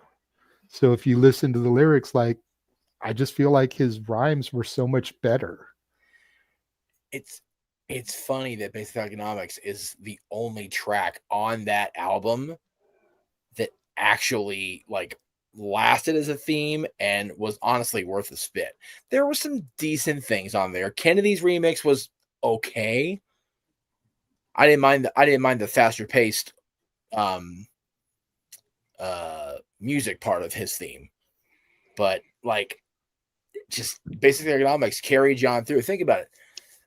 Before he went back and reacquired the U.S. title, Basic Thugonomics was his secondary champion run. Mm-hmm. Every U.S. title he won prior to WrestleMania 21 was with that theme. And like you said, he switched it 2 weeks before, which is, I think, did he use it the night he lost to Orlando Jordan? I don't remember. I think so. It's interesting stats. We can look it up and talk about it before we start singing next week, but it's like, if that's the last time he used Basic Thugonomics was when he lost the U.S. title to Orlando Jordan in the lead up to Mania, that's an interesting stat. It is. So, where's Stat Boy when you need him? He was here earlier, but he dipped. It's late for a lot of people, darling. The people left in the room, aside from Nick, are all West Coasters. So we still have an hour before midnight. So we had 10 and people waiting at one point, man. This is a hot show tonight. So 100%. And during the watch long, at one point, we had over 200 people watching us. Which, as you call me, the founder of the feast, dude, that fucking warms my heart. It can't warm my soul. It doesn't exist. That's Warms right, my you heart. fucking ginger. Fucking gingers. Damn South Park. I hate you both, Trey and Matt. Anyway, But yeah, I remember that episode. I put a lot of stock in the fact that we were on both Walter and the Simply Reliable Studios X channels. Yeah, like I was looking at the numbers, and over 100 people were watching on Walter's X account. that makes me so happy. Dude, I'm not gonna lie. So yeah, it's just like paying. They had the little promotion, for Thanksgiving or whatever, where the check mark was $1. Oh no shit. So I paid the $1 for the SRS Studios to get the check mark. That way I could try to message people, set up interviews and whatnot, because a lot of people have it where if you're not verified, you can't message them. Yep. So I was like, well, I'll pay the $1, let it run until they try to tell me, oh, the rate's going back up now, and then I'll probably cancel it. But it gives me the opportunity for a few months to try and message people, set up interviews and whatnot. So whoever you don't reach out to before New Year's, let me know. Just saying. New Year's Eve needs to be big. So I'm doing what I can. I mean, I don't want it to be so big that it takes away from us and our achievements in the awards. Sure. Right. But I do want to try to have a surprise or two. Absolutely. So like I said, if I get to go, if Disney needs time off, I will all but 100% guarantee Nikki and Brie will be on for us for even for a blip of a moment. We'll get the girls on. And that's all the, no disrespect to any of the independent talent that I may reach out to and secure, but that's all the star power we really need. Right. Is a couple of minutes with them. Yeah. And that's, and especially if you can come in with them live and maybe have them announce an award for us. Like, here's the nominees for this award. Here's who won it. Congratulations. Like, female superstar of the year, female breakout star of the year, one of those awards right there. Perfect. Having them be on camera to, like you would at an award show. Here's Nikki and Brie to present this award. Here's the nominees. Here's the winner.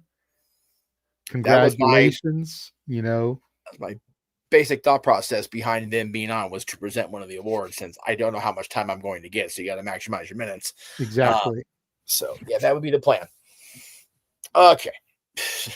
Speaking of award shows, how much of a John Cena fan I actually watched the Nickelodeon Kids Choice Awards that he hosted. That was fun. That was a fun moment. There you go. That's a good one. Enjoyed that. Yeah. I completely forgot about that because I believe that happened during my hiatus. So I believe it did too. Yes. Yeah, it did. Also, speaking of South Park, did anybody ever watch the episode where they parodied the WWE? The episode of what? The episode of South Park where they parodied the WWE. Oh yes, I think I've seen that. Yeah. Yeah. Sorry, she mentioned that because I mentioned Trey and Matt being assholes. Gotcha. All right. They're not assholes just because they see through your ginger ass. That's right. They're just clairvoyant and douchey about it. Anyway. No, I love Trey. Nick disappeared. So he's gone memes too. Good night, West Nick. Coast Ride, yo. That's right. West Coast representing. SoCal. Live on the West SCU. Side. The West Side is the best side, even though Walter was one of the first ones to dip out, and he's West Coast too. Asshole. That's okay. He's West Coast by replanting. Transplant. Yeah, transplant. We OGs. We need to call Frankie and Sky and Chris and see if they'll make a full SCU. Why not? Anyway, Frankie would be the only one that would be mad at me for calling this late, though, to be fair. Sky might kick my ass. Chris would kick my ass. Anyway, all right. I already said what John means to me. We did the whole, that was, earlier. Oh, wait, did I actually do that or no? Yeah, you did. Okay. You did that. You just need to do your moments, matches, movies, and then the $1 million question. Yeah, well, the $1 million and then question, we can get to shills and get out of here. $1 million question. I love both themes, but I'm gonna hold to the agreement and pick one. Gun to my head. I'm going with My Time Is Now, and that's just me. It is what it is. It's us against the world, Datella. What? So said it's us against the world because we're the only ones that picked basic thugonomics. Okay. Movies or media appearance, movie, TV, whatever. Yeah. I liked playing with fire, the Fireman movie. Dylan and I'm going to see that together, so that's part of it. Is the whole we got to go see it together. I said at the top, the Marine is the movie that and the moment that turned things around for my fandom of John Cena. So can't not say that. So that's the two. If I got to give an honorary mention, I am going to scroll really quick. Ken Made and Barbie. That shit was funny. I knew it was coming, and I still nearly peed my pants laughing. And then I messaged him, and I went, between Peacemaker in your underwear and this shit, like everything's ruined. Like I can't like hang with you no more without laughing my ass off. Schmuck. I also enjoyed Ferdinand. I haven't seen it in years, but I did enjoy it. I know people in my circle love Ferdinand, so it's all good. Matches. Anything he did with Punk, I thought was, another level. Pick one of the 60 matches with Orton. It's kind of hard to find a bad one. There's a couple, but you have to dig real deep or, just be a douche and find it on purpose, right? I also, as far as seeing it in person, I thoroughly enjoyed the triple threat match with Hunter and Orton at WrestleMania 24. That whole weekend was a wonderful experience. So that's part of it. I still do regret not going to WrestleMania 21. I had my reasons why I could not. But sorry, I'm getting messages that are making me chuckle. Anyway, it's cute.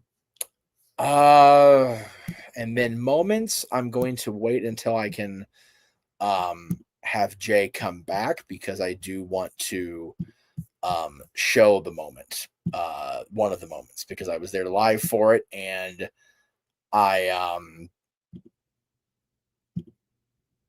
was not sure I'd ever see that kind of moment again live with who I'm going to describe. So I'll wait till he comes back and then I'll do the build.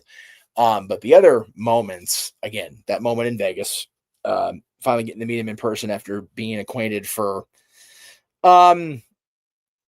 almost a year at that point. So that was fun. The moment in San Diego that we had literally across the convention center because, his line was out the door. You're there until you saw his line. It kind of was what it was. But I actually didn't see his line because I only went on Saturday. Okay, well, Friday, his line was literally out the front door. Not the door to the convention part, but the front door of the convention center. It was bananas, and I couldn't afford the ticket, so I just wanted to make sure that he and I had eye contact. That way he knew that Dylan and I were there, and that's exactly what I did. I just kind of bobbed and weaved, and, we did that. We held the whole cool dude, sup, and that was it. That's all I needed. And I was so glad that I got to do that. And I knew that I wouldn't probably get to do that again. So I was grateful I had the opportunity. The other moment, the match kind of is what it is, but the moment is what is key. We talk about June 27th, 2011 a lot, Jay, you and I. June 27th, 2005, however, gets talked about for me personally because I was there. JJ will forever hold it over my head that I did not go with him I was not there with him when The Rock made his big return after 7 years at the Arrowhead Pond of Anaheim, which is now the Honda Center in Anaheim, California. But I was at the Honda Center. I think it was still the pond. It was still the pond because you can even hear it on commentary. With what I'm about to show you here. One second. There we go. So this is a moment on Raw. It was Chris Jericho and Christian and Tomko against John Cena, Shawn Michaels. There you go, the roof over the pond. So it was still the pond back then. Thank you, Jerry the King Lawler, for the confirmation. You saw the shot where you were looking this way and the stage was here and Hogan was walking this way. In the crowd on that side, on the ramp, is my ass with Team No DQ watching that show. I raced down that aisle so I could get as close to Hogan as I could. And I'm bawling like a fucking idiot already. So, and I'm about to do it now. But the fact that John was part of that moment, and he was the sitting WWE champion. That was Michaels and Cena. And talk about 3 different tiers, generations. You know, that was that. I thought about that moment a lot this year, especially when Hulk passed, knowing this is John's last year. And I get fucked up every time I watch it. I don't know why I did it to myself on the air again. But I did because I'm an idiot. I'm a glutton for punishment. I was going to say you're a glutton for punishment, Jeff. But, you know, I mentioned the whole Hogan spot earlier when John had both belts. Cena and Batista did that in a similar type of match. It was the 2 of them and Hulk teaming up against, I forget who the other 3 were. I think it was Angle and Carlito and somebody else during that whole shit. But yeah, just moments like that you don't get a whole lot. Especially with Hogan at that point in his career. You were getting a whole lot of live Hulk Hogan moments. And the fact that John was part of one of my favorite moments in my fandom just, you know, speaks to his longevity, speaks to, and just seeing his reaction. Yes, I know he actually knew Hogan was coming out. You don't have that shit not be known, but his reaction to, oh my God, I'm teaming with Hulk Hogan was cool for me. That's probably my favorite John moment that isn't really a John moment. But when you were gone, I mentioned, you know, the moment in Vegas. I think that will forever be the enduring moment for me, is getting to meet him in person after we had been, you know, acquainted off and on for about a year at that point. Corresponding. And just, yeah, it was just so. And again, I think back a lot on that moment and the subsequent years, and it's just like, dude, he had no reason to stay my friend, and he did anyway. And I thought that was really cool. I thought it's powerful for me. I don't have a whole lot of people, at least it feels like a lot of times, that I can, you know, still count that I haven't completely, you know, pushed away in wrestling. Yeah. Not a very popular guy in wrestling, especially in the indie circuit here, but, you know, it is what it is. But John's still my pal, and I think that's pretty neat. I wish that I communicated with him more. Yeah. But I never wanted to be the guy that came off as like bugging. Right. No, I understand that. You know, so I always picked and chose my moments when I reached out to him. The last time I remember actually communicating with him was probably about 5 years ago. Yeah. When I was back in Missouri for my grandfather's funeral. And I was staying with my uncle, and he was showing me his old, I think it was either a Model T or a Model A that he had just gotten, was up on blocks that he was going to be restoring, repairing, like basically just the shell at this point. Right. And I took pictures of it and I sent it to him, and I was like, you know, as a car enthusiast, yeah, I thought you'd get a kick out of this. And he messaged me back talking about how cool that was. And that's pretty much the last time that I talked with him. Wow. Yeah. And at that point, I was just barely starting to come back into wrestling, because I came back during the pandemic, during the Thunderdome. Yes, you did. And we buried my grandfather. I want to say it was right around Father's Day. He passed in April, but he was cremated, and they held out just before Father's Day. Right. To try to give people an opportunity in the family to book flights and make the time. And so, especially during that shit show pandemic, dude, you couldn't fly. Yeah, exactly. So, yeah. And there was a lot of family that could drive, but for someone like myself and even my dad, like flying was the way to go. So, yeah. But yeah, that was probably the last time I communicated with him. Maybe there was one other time since then, but I don't really remember. You know, if I did, it was a blip, you know. Right. Same. It was few and far between, and he never actively responded, you know, directly in communication on the platforms we communicated on, except this very last time. And again, this is inside baseball, because I shared it with the group. I did not share it with anybody publicly until I knew I could, which is now. I informed him that Dylan and I were coming to San Diego and that I would love the opportunity if it presented itself. He could finally meet Dylan because, he very graciously sent Dylan a signed DVD cover. I think it was of the Word Life DVD, if I remember right. Nice. And, just a big old, JA on it because JC, sorry. It looks like an A the way he signs it because he's sloppier in writing than I am, which, sloppier signature than me is fucking saying something. But I mentioned it to him and I sent the message, and as busy as this dude is, I got a thumbs up and a fingers crossed. It's like, I will if I can. Like, pray we can. Next day, John, seemed to me great. $440. I texted back. I said, well, that's not happening. He sent another thumbs up back. It's like, sorry, dude. I don't book this shit. I just go with it. Yeah. Yeah. But that's why I was determined to get that. Gotta get eye contact. That way he knew. And I am forever grateful that went so far under the radar that it was okay. I am glad for you that you got to see his very first world championship win. I am overwhelmed that I got to take my son to his last PLE match. That befuckles me. That Dylan and I bookended his SoCal portion of his retirement. Basically bookended the tour, except for one appearance. We were there at the beginning, and we were there at the penultimate. It's and again, Dylan's not a fan anymore. He's very much like his mother, that once, he grew up, and once her and I split up, it's kind of like, okay, I'm done. But at Raw Netflix, he fucking threw that finger up in the air when Roman came out, and he acknowledged the tribal chief without provocation. He needed a little poking this time when Roman came out, but I was filming the both of us. That's fine. But when John came out, he graciously recorded his entrance because I didn't want to record the entrance. I wanted to experience it and watch that last run on pay-per-view, PLE, whatever the hell you want to call it. That's another favorite moment. And the match was fun too. So it's, the match was really fun with him and Dom.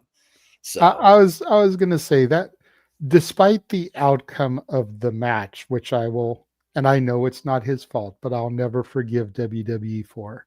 Yeah. The SummerSlam 2010 moment of faces and heels uniting together to take on the invading Nexus.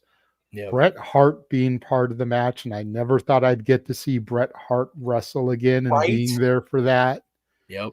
As limited as his participation was in the match, getting to say that I saw Bret Hart wrestle live. I think he was on the Thunder show that I went to, but even still, both those shows were post-concussion. Yes. So he wasn't the excellence of execution either time I saw him, if he was on that Thunder show. Right.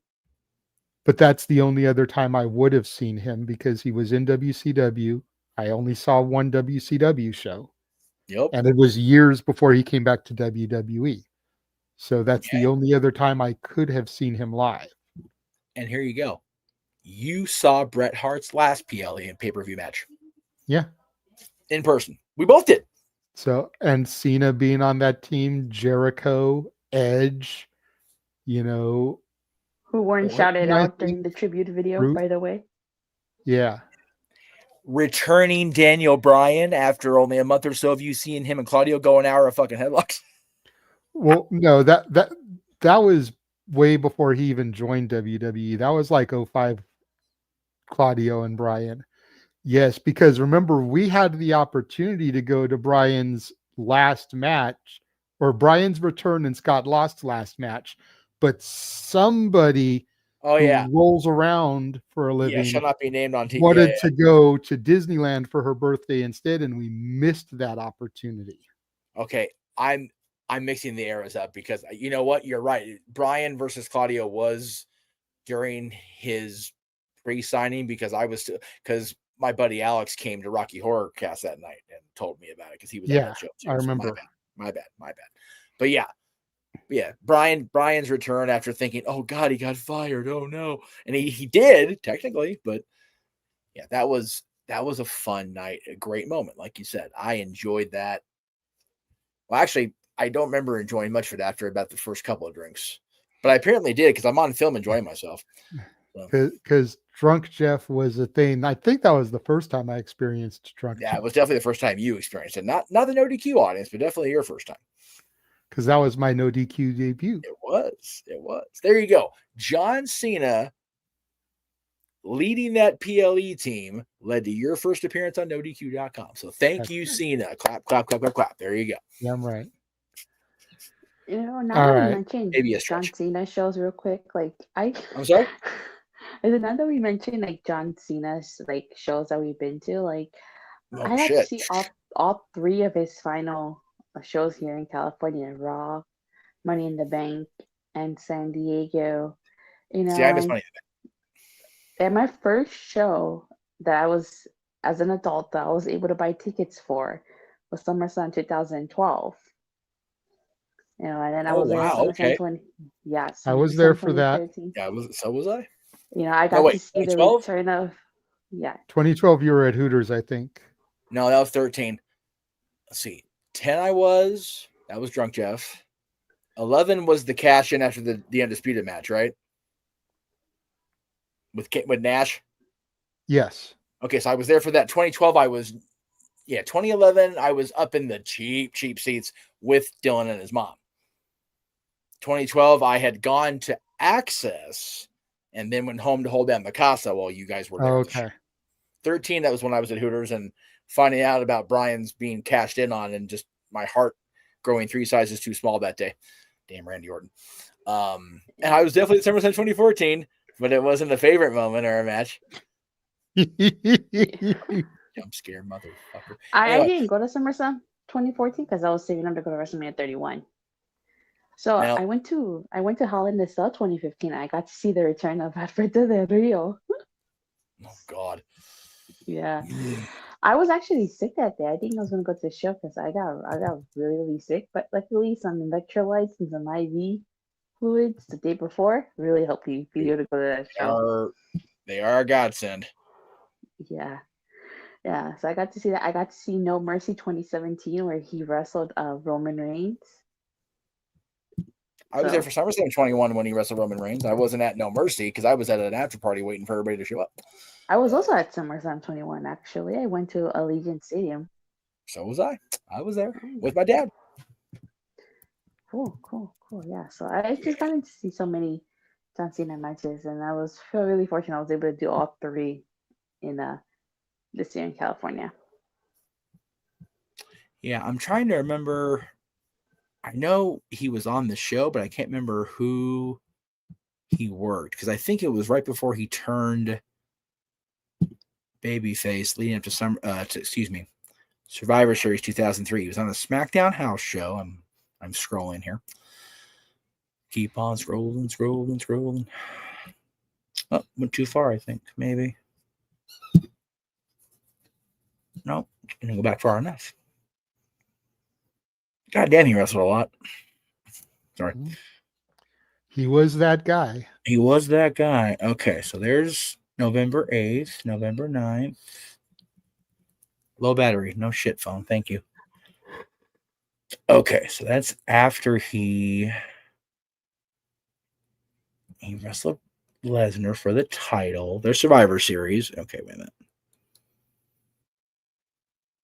Oh, okay.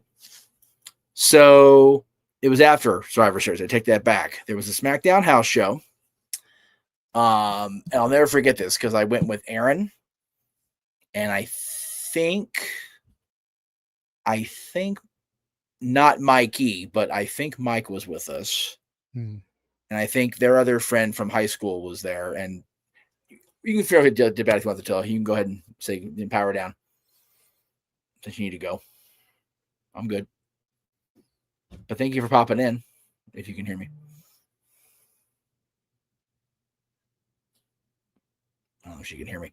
Where was I? Oh, so yeah, the 4 of us were at the SmackDown House show, and Lesnar came out to defend the title against John Cena. It was the main event of the house show, and Lesnar came out, and everybody was chanting, "You tapped out, you tapped out because I think you tapped out either at Survivor Series or in the Iron Man match with Kurt, one or the other. And I'll never forget Aaron was chanting, "So did Hogan. So did Hogan," at the crowd because Aaron was just being that guy, being the button pusher. But yeah, that was the first time I ever saw John wrestle live, was at that SmackDown house show. Okay. Like I said, you can change background now if you want. The dads are Working on it. Welcome everyone to this final part of the Shenanigans, which is now Dads Are Wrestling. For the first time in a long time. Jesus Christ. Talk about last man standing, Iron Man. John Cena may be the Iron Man, but so were we, by golly. Yeah, first time I saw him live would have been that house show because wait, did he wrestle at Unforgiven 2002? Was he on that card? No, it could. He may. It was a SmackDown card, so he may have been. I'm going to scroll some more, and we're going to find out. Because that would have been the first time I saw him live, would have been that show. Whoever's knocking, I'm still on the air, but I think I recognize the knock. Sorry. Love you, bud. Sorry. Told you. No. Shenanigans, dude. 4 hours. Yeah, till midnight. Calm yourself, Iago. Let's see. He was not on the Unforgiven card, it looks like. So yeah, the last time I would have seen him would have been, the first time I would have seen him would have been that house show I just mentioned. And then, just the little things with you guys along the way, God, SummerSlam Access 2009, before SummerSlam itself. I didn't go inside for that SummerSlam, but when your little one had that 10 seconds of screen time with Dreamer and Hurricane and whatnot in the lead up to the show, just shit like that. There's so many good moments that he's either directly or indirectly involved with because he's been there for 23 years. Yeah. So it's good shit, pal. I love it. All right. I feel like now that it's down to the two of us, we've reached the end of everything here. So and with your background, it's perfect time to show next week's show. So there you go. Yes, let's begin to wind things down. So start running through all these. Jesus You Christ. can follow Walter, Rage of Wrestling on YouTube, Walter.Cruz.940 on Insta, Walter Alex Cruz on X. You can find me on the Renegade JJ Williams on Insta, ROWJJ Williams and Casa D18 Studio, no S at the end of studio on X, and then Casa D18 Studios with an S for YouTube. That's right. I think this is the debut of this one. We've got a new one for James. Jesus, I am ashamed of myself that both of us sent him that same image. But you can find him, James Heatman Hebert on Facebook, and then J Hebert Side 95 on X and YouTube. Make sure you check out his documentary for his uncle Gary Hebert, Greatest Coach You Never Heard of. That's right. Part 3, hopefully coming before the end of the year. But it was supposed to be here before Cena's retirement, but that didn't happen. So yeah. She was just here and is now departed, but follow Datilla, Rangers of Wrestling on YouTube, Rangers of Wrestling on Twitch and Insta, and Datilla _ on X. He was here for Shenanigans and the Watch Along, the original Big G.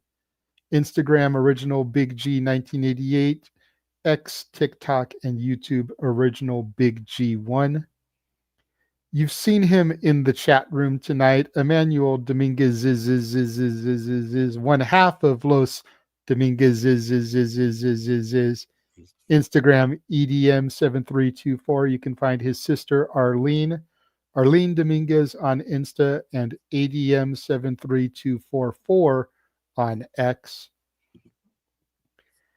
Subscribe to Batty for Wrestling. Join Batty's Army on X, Shadow Bat Ash, and on YouTube, Batty for Wrestling. Follow the Simple Man Noah Foster if you choose, and Foster1916 on X and on YouTube. Make sure you guys subscribe and follow the Simply Reliable Studios on X That is the only place where you can vote in the first annual Simply Reliable Studios Awards, which will be presented on our New Year's Eve stream. You've only got a couple of days left to vote on Match of the Year. Female Superstar of the Year went live today. Male Superstar of the Year will go live on Wednesday, and that is the last category to vote for. So 3 categories remain. 2 are up now. 1 will come up on Wednesday. Match of the Year ends on Tuesday. So you've only got a couple days left to get your votes in on that one. And hey, if you vote for Female Superstar of the Year, or is that one already closed? No, that one just opened. Okay. So you still got some time. If you vote for that one, you may see your pick get awarded the award by the Bella Twins. Just saying. That's right. Just saying. He was on the pre-show, but follow Corny Fan on X and 12 Ropes on X, hosts of Rock and Ropes. Also follow Dub C Worldwide and Wrestle Collective on YouTube. We had the Advocate of Enochiism and Slick on earlier representing the Wrestle Collective. So make sure you give them a follow. Mr. Meacham. I need to send you the new one, but this is great for now because it's got the boss, and I love that picture. Well, I've got that one in here, and I've got this one in here. That's the one we're going with going forward. So because that's got all the banners on it, so I love it. Well, you seem to have a new one every week, so you know. I'm not that sure is which one Aaron's I'm going argument. No gimmick infringement allowed. You can follow me everywhere except YouTube at _ Jeff Meacham. That's X, Instagram, and Threads. Facebook, it's like to keep that the way it is with people that are already on there. And on YouTube, officially relaunching January 5th at Jeff Meacham Network. I'll change that as well. I think you still get there if you say youtube.com/Jeff Meacham. So either way is good. I also, JJ, if I may let you know, you'll be the first to hear it live along with the audience. Meech's Musings will no longer be the Monday show come the relaunch. I have a great graphic that I'm going to debut during our Christmas show. It's going to be Main Street Musings going forward. So, and I figure that's the one show of the week that I do. It's my own thing. It's not wrestling centric or movie centric. It's just me bullshitting. And with me being on Main Street more often than not nowadays, thank you, Disney Experiences. Thank you for that. Main Street Musings works. And I found the font, so it worked even better. There you go. And speaking of the Christmas show, that will be next Saturday. Goddamn. Our 4th annual Christmas karaoke spectacular. Fucking Mick, dude. I miss all the girls. That's what pops me every year. Every year. I tried to throw one girl up there to represent for each of us. Absolutely. And then you got to have Santa. Gotta have Santa. Gotta have Santa. And if the girls are wrestlers, then yes, Santa has to be a wrestler. And I'm not going to use Balls Mahoney as Santa Claus. No. And but we're going to use jolly old St. Nicholas. That's right. I was able for December. My daily post is, find a reason to smile, be grateful, help when you can, don't be a dick. It's been Santa centric every day this month. Had to go with Mick Foley, but since it was John Cena's day, that's why I went with John up there and did the instrumental of his trumpets because it's sad he's leaving. But yes, got my shit in today.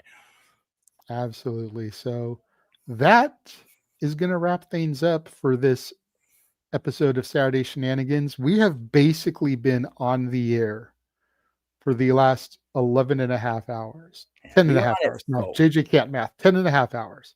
Because we started at about 1:30 p.m. Oh, yeah, I forgot about that. And we're pushing midnight. Yep.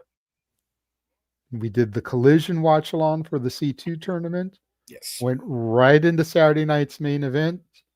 Virtually no break. Yeah. And then went into this with about only a 30-minute break. So. Oh, yeah. And shout out to Aaron. I thanked him on his stream, but again, thank him for helping me and us and everybody cover the John Cena's career for the last 23 years, dude. Neither of us are sitting here without Aaron. So shout out to the boss man. Sure. And also Ray Traylor, but our boss man. Yes. So that is going to wrap up this week's episode of the Shenanigans. I want to give a sincere thank you to everyone who's been a part of the broadcasts these last 8 hours. Right. Chris Rotz, Big G, Jordan Carter, aka Slick Flair, DJ from Rock and Ropes, the advocate of Enochiism, Zinta, Datilla, Matty Laws, Josh Mansfield, Statboy Mikey, the regular crew, you, Noah, James, Walter, Big G. And thank you, sir. And thank you. Everybody that's been a part of this run here the last 8 hours, it has been an honor and a pleasure to recognize and acknowledge the GOAT. Thank you, Cena.